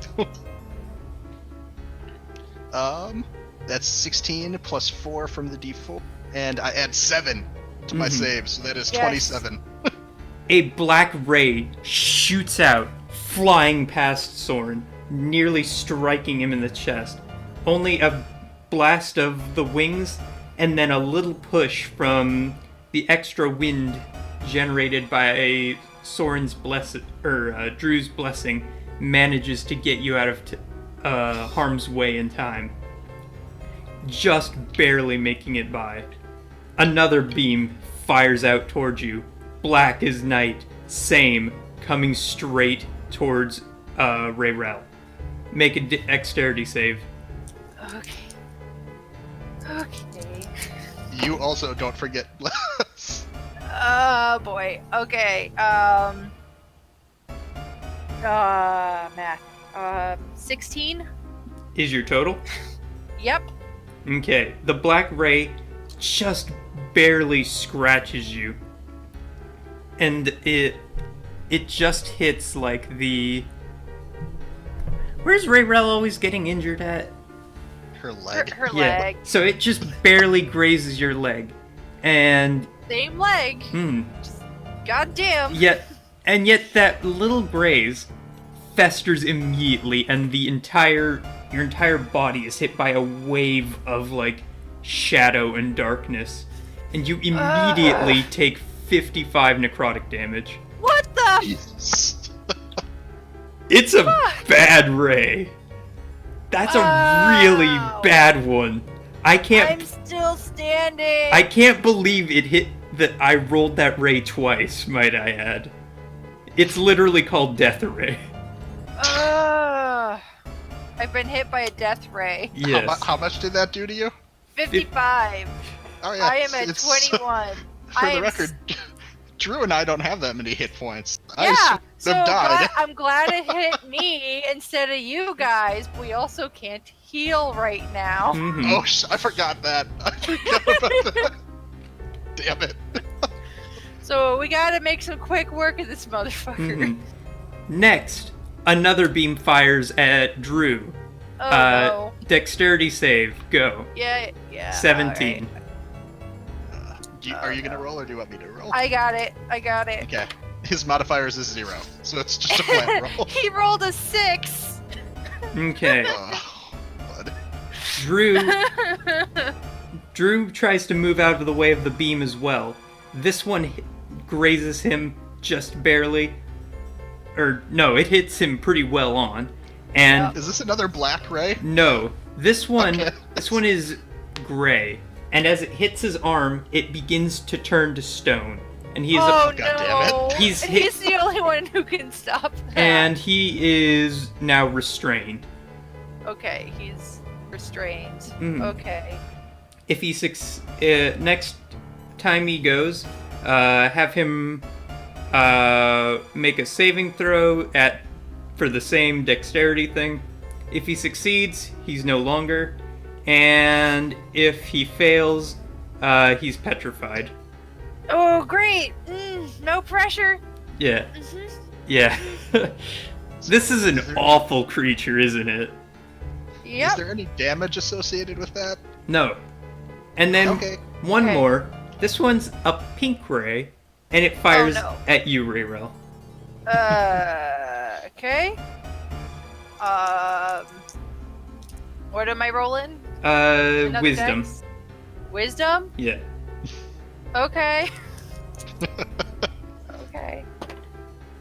Oh no. Oh no. 9?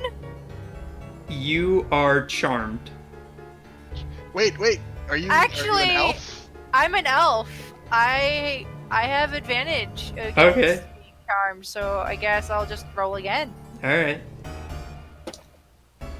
Okay, so that is oh, that's actually better. 24? 24. For a Yes. moment, your mind sort of sinks into the abyss. And you think that maybe the Alhoun is right. Maybe entropy and the return of the old order is the way to go. But you've lived a long time. And you think, no, this is wrong. And you turn back on that thought. And instead, you remain standing. And now, Rayrel, it's your go. Well, just a moment. Mm. That's at the end of our good buddy's turn, he gets to make another con saving. Yes. Let's see. It's going to be a 12. That is not enough. 14. Still not enough. Mm-hmm. Reroll these.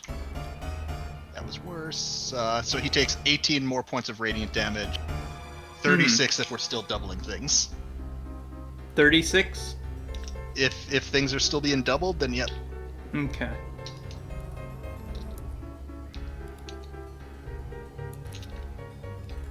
Alright. And now, Rayrel, what do you do? As this light continues to scorn him. I'm going to shoot 2 arrows. Oh yeah, this is, at the end of this turn, might I say that all of you aren't supposed to be here.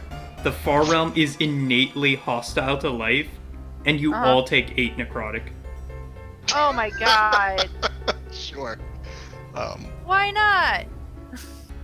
Do you want to do... Meanwhile, the Alhoon feels I'm healed tracking by Drew's. this. No! It's fine. I'm tracking Drew. Mm-hmm. I got a little cheat for Drew. Did you want to do a concentration check to see if he still maintains bless? Oh shit! Right. Okay. Hold on. I'm doing that for my big sun lamp now. Concentration. Yeah, it's a con save. Wow, his stats are shit. 9. So bless is gone. Mm-hmm. Wait. Did you add a d4 to that? Oh yeah, I guess. Because you only have to beat a 10. So with the d4, it would be a 13. So bless stays. You're still blessed. And I rolled like a 20 something, so the sun lamp is still there. Excellent. Oh, that's not great. Hold on. Okay, so I'm shooting with my longbow. Okay, so one of them is a 16 to hit, and the other one is a 15 to hit. A 15 and what? 16. 16. You fire your arrows, and they hit, but they don't hit quite where you were hoping they would, and they just sort of fizzle into this thing. Did I still need to roll damage? No. If they hit? They do not hit, though. Oh, okay, so not damage hit. Mhm. Okay. It's like shit. It's like you hit a wall with them. Yeah. It's very much like firing into that cylinder, like how Drew did. It fizzles out completely. Okay. Okay. Alright, that's my turn. That's all I can do. Mm-hmm. Drew's, Sorin, who's next? I think it's me and then Drew. Mhm. Yeah, Drew goes last. Quick question. There's eye stalks starting to pop out of the L. Yeah, proto eye stalks. Does it seem like... I mean, we've been like shining a fucking sun at him and we've done a lot to him. Does it seem to... I know we've been saying like it's hurting him, but they don't seem to care that much. Is there any indication that he's even injured, that this is like having an impact? No. No. It seems to be slowing it down, and it's approaching you slower, but otherwise, no, it does not seem to be doing an awful lot. Because you said that he seemed to heal from the necrotic energy, so there's at least like wounds, right? Yes, there are wounds. It just doesn't care. There are many visible wounds. If you're asking if it's slowing down, though, because of those injuries, no. I guess that was my question. It's like, does this thing seem just like... I mean, it's like you're... I'm using this allegory a lot, but it's like you're cutting clay off of, like a giant Play-Doh thing that you created. It pieces are flying off, and it's getting injured. It just doesn't care, and it keeps going irregardless. Got it. That's kind of what I was trying to piece together. Is it persistent through the pain, or does it like not actually seem? No, it persists through any pain that you were inflicting on it. Okay.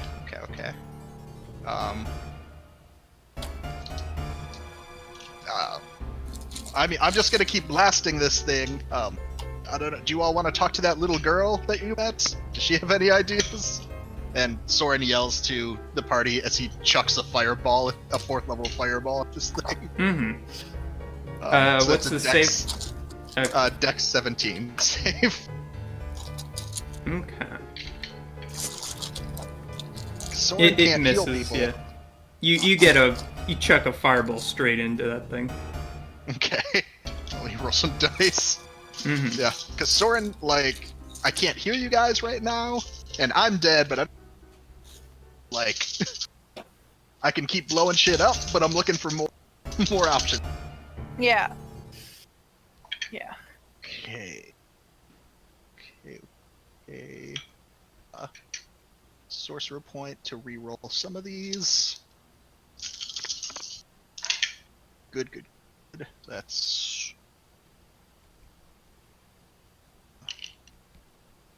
is 32 points of fire damage, 64 if we're still doubling things. What is? The initial, like, the fireball is 34 points of fire damage, 64 if we are still doubling damage against it. 64. Jeez. I'm burning through my high-level spells. You do it. I'm a dead man walking. I'm just trying to keep everybody else safe. No, Sorin. You do it. You chuck that fireball in, and the creature sort of absorbs it, and you think, oh, it's not going to do a whole lot. And it sort of... You can smell smoke coming out of this thing, though. And the Alhoun, what's left of them, looks up. He says...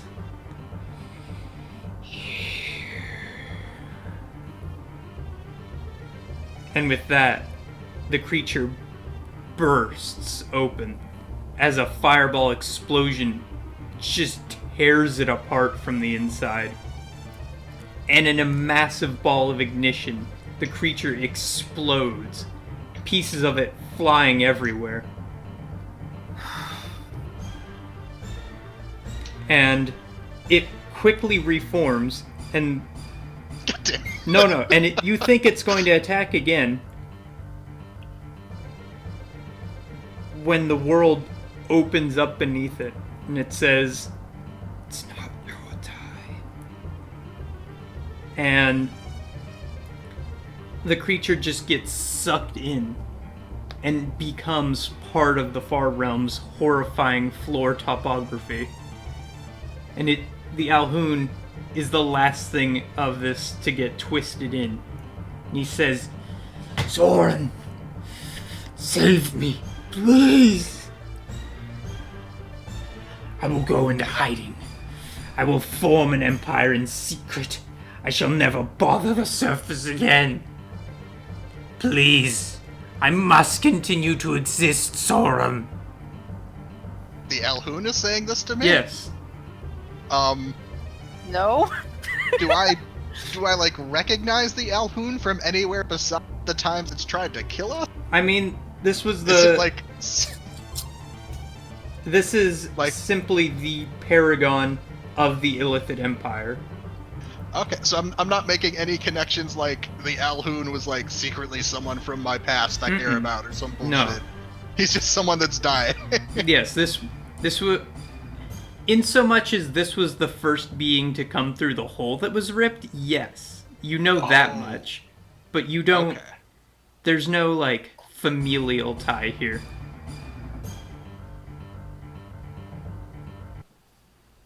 What do you do, Sorin?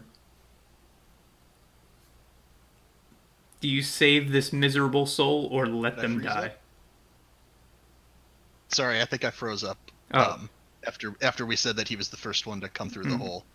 Do I you guess I'll insight check him and see if he seems legitimate in not doing anything in the future. Mm-hmm.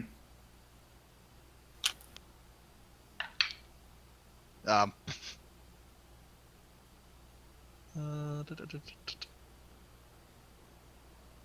that's, I mean, 13.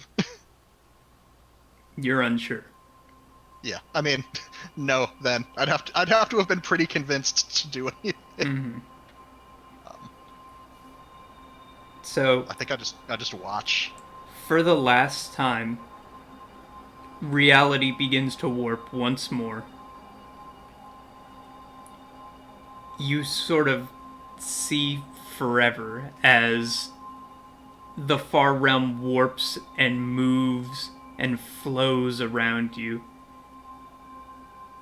as it tries to end all things and makes one last pull outwards. You can see your bodies turning into spirographs, time becoming really theoretical. You're back at your childhood, you're back in this fight, you're on the deck of the Blue Jay, you're in the tavern where Drew first, hired you all. You're in all places at once for a moment. You can hear Ari's voice whisper very quietly to you all that it is not our time to awaken. We, all of us, are not ready. I guess reality still has time. Good night. And with that, the entire world shifts, and you're back, alive in the astral sea. The black cylinder vanished. All of it seeming as though it had happened in a dream.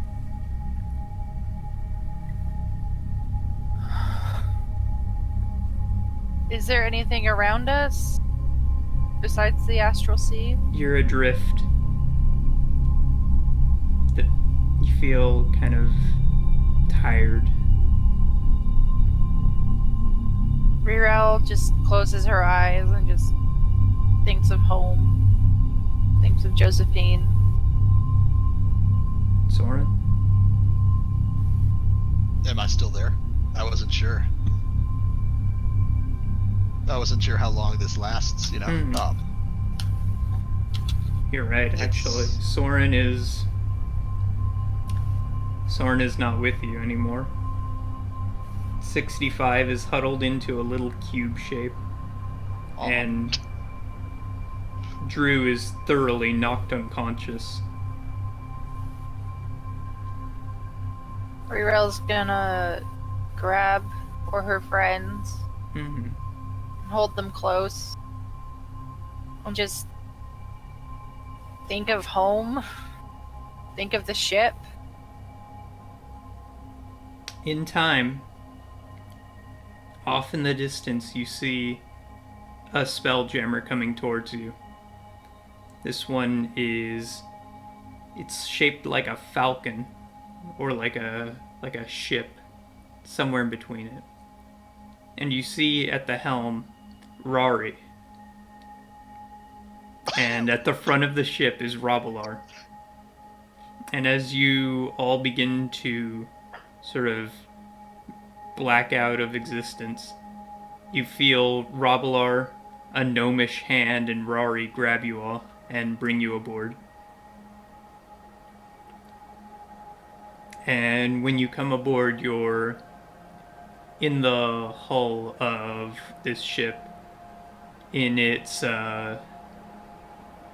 laid out in little cots. And 65, you see your 65-lets surrounding you. There's Josephine, Corin, Candace, and all the monks are sort of watching you over you guys as you sort of come to together. I immediately hug Josephine and Corin upon seeing them. Mm-hmm. I'm just like, this isn't a dream, right? No, you made it. I what was that?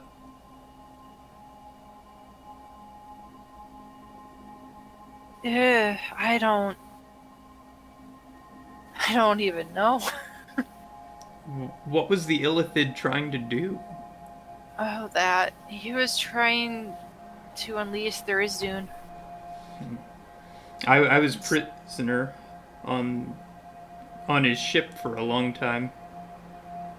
I've been a prisoner of a lot. I was the Gith prisoner, and then I was traded off when their ship was destroyed by the mind flayers, and now I'm here. And Glad you are. Josephine's, she just as happy to see you as kind of surprised to see all the others. Yeah. And it's weird though. She looks a few years older. And Candace, she sort of speaks up for the group and she says, "You all were gone for 3 years. It's good to have you back." 3 years? Mm-hmm. In that time, a lot has transpired. The Illithid made a surge, tried to take the surface. The Gith came and assisted us in fighting them off. The Underdark is mostly uninhabitable now. The creatures of the Underdark, the Dwergar, Drow, and Svirfneblin, have sort of came to the surface, and we all live together now. That's good. Wait, so let's see, 3 years. Wow, that means Corin's 72 now. Fuck. He old. Mm-hmm. Oh. And still as dashing as the day you met him. Nah, he's pretty crusty. He's old. It's all.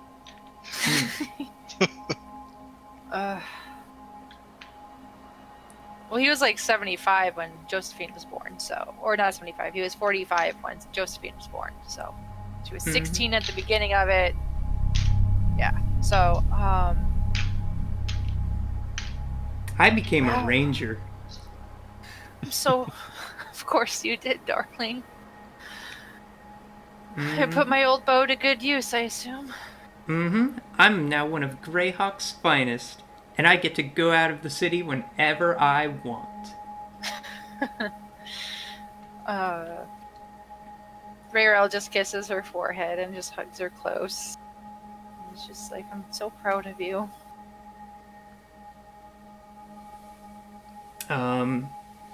And after a little bit of talking whispering between Candace and Drew, you can see that Candace sort of grabs him up and gives him a kiss. Aww. And with this, the ship goes back to Oerth. And the Circle of Eight and all of Greyhawk sort of welcomes you all as heroes.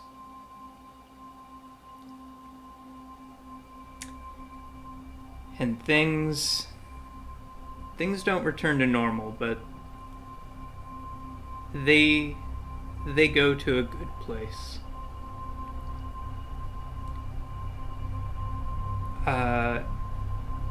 So what happens to our heroes as time goes on? I had you all write up epilogues. I've glanced at some of them, but I haven't seen any of them in full. Mine's changed a little bit, aside from the definitely from the 4 sentences that I wrote. Mm-hmm. I think Rayrel kind of retires from her adventuring life and works with Corin at his inn until he retires or he passes away. Eventually, she does find love again, and she has a son who she names Sorin. Oh, She's kind of got a permanent limp to her leg now. the fucking lag. I'm sorry. Yeah. So she just kind of runs. I forget the name of the inn. I think the White Stag was what we called it. She just kind of retires and then starts raising another family, keeping in touch with Josephine through the years, and just she just wears colorful beads in her hair now in remembrance of Sorin. And she tells her son about his namesake. I like this. I get to sit and listen to stories now. So yeah, that's what Rayrell does. She never And- gets married. She just, settles down with a dude and has babies. And then Sorin. And, 65 and that line. Sure. What's your epilogue like? Let's start with 65. Mm-hmm. I guess my thoughts for 65 change a little bit too, because it's kind of like I said, it's in my mind 65 was kind of almost treating that like the incursion into Tharizdun's realm as like information gathering important for like Mechanus and the world of order to understand. But I think kind of coming out of it, I think he doesn't establish that connection again, because he's not, or they're not quite sure what they saw. Mm-hmm. And it's like all they know is that Rayrell and Drew told them that they shut down. Like that world was so like anti what they are that they couldn't even function. So I imagine that What world? 65 I'm sorry. gets. Sorry. Mechanus? No, Sorry? like the little demi-plane that we went to where he couldn't operate. Okay, yes, yes. Right. Sorry. So I think that 65 is hesitant to establish any connection to Mechanus. Okay. What if they've been like so touched? I think they get concerned that they've been so touched by that now that like they would bring the whole system down. Mm-hmm. So I think what 65 does is whoever wants to continue operating the Blue Jay, like whatever force or whatever ship will have 65 in the 65, I think they just try and continue helping where they can and functioning as their own little independent hive mind. Mm-hmm. Let's see. And then we talked about an epilogue for Sorin and for Sorin's family. Mm-hmm. I think Sorin's family I don't think anything really changes with them. I think I think the vast majority of them continue to be like low-level dirtbags, Mm-hmm. if that makes sense. Like most of them aren't particularly dangerous. They're just not great people. Mm-hmm. I think I could see if I don't know how much Rayrell or Drew talk about what happened, but like I guess if Sorin's name gets brought up as well, I could see them like kind of scummily trying to like cash in on being related to Sorin. Mm-hmm. You know what I mean? Trying to like use that as like a status to like exploit fame or attention or jobs, that kind of. But I think they just kind of stay just not quite important in the grand scheme of things. They're a little bit kind of like scummy, bottom feedery, and they'll pop out for a few moments in the sun to like grab attention when they can, but they just kind of keep surviving and doing their thing. And then Sorin, I guess popping back to Elysium after having the opportunity to go and help his friends. I think he might look for Ollie again to like thank him and try and get a better understanding of this deity that like he he knew was helping him when he was alive, but didn't really dive too deep into the religious aspects of. I think he'd be eager to like try and get more information on that, but it's being a god of revelry and a little bit of chaos. I'm not sure how Ollie would make that. You know what I mean? Mm-hmm. But I think Sorin would have a bit of an odd time settling in, because like he started that campaign just trying to avoid responsibility and relax and just drink and party and not worry about things, and that's just not where he ended things. That's not he tries that life state, you know, let's relax, peaceful glades, you know, drinking, music, all that, but I don't think it fits him anymore. I think and I'm not sure, again, like me personally, the player, I don't know that much about the plane of Elysium, and neither would Sorin, so I think he wanders about and he tries to find ways to like be, I guess, more active, like more of an active force in the afterlife. I don't know that people in Elysium would need help with things, but I think he would try. If they're out there, he would try and find them. I don't know. Did he get to keep his wings? Yeah. Or were those just okay? And then lots of flying too. Flying the ship was really kind of what, in his mind, it's kind of what set him free from who he used to be. Mm-hmm. So just kind of embracing that aspect and just the freedom associated with it. He just kind of revels in that, and then searching for anybody that he can help along the way. If people need, if there's any, if things could be pierced through in the outer world, I don't know if there's any incursions in the inner planes that require cleaning up.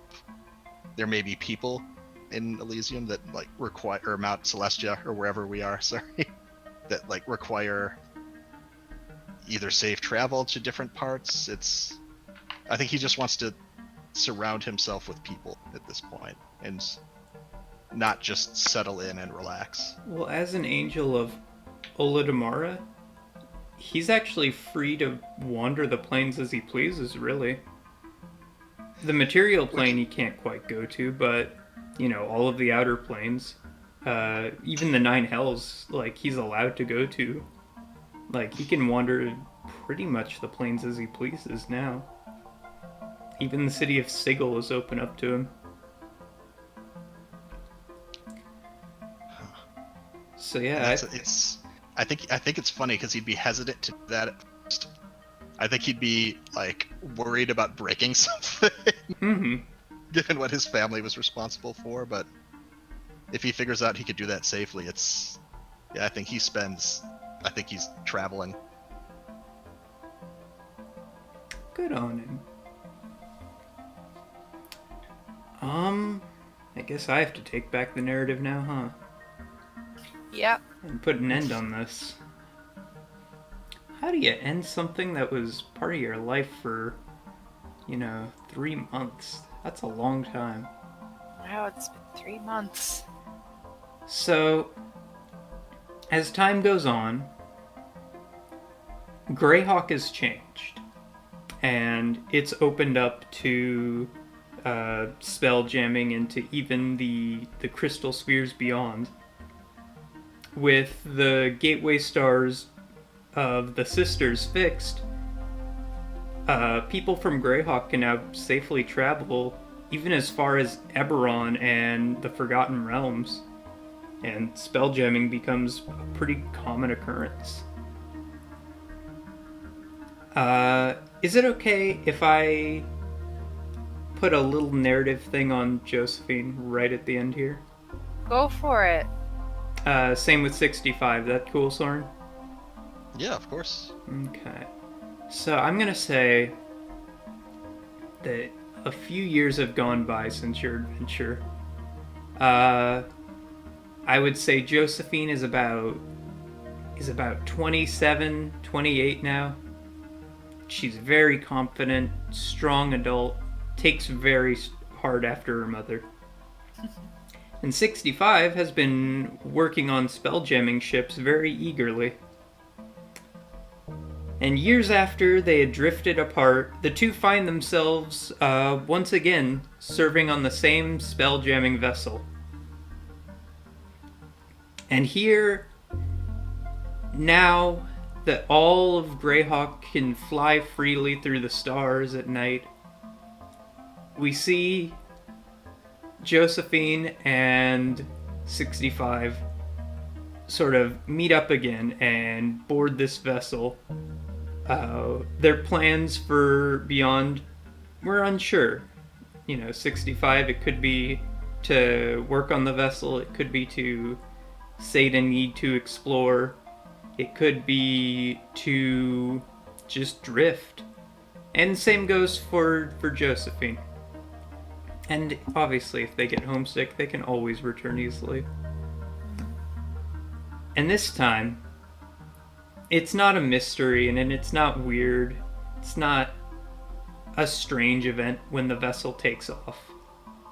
This time, when the descendants and friends of our heroes go beyond Oerth, it's a familiar place and a comfortable place.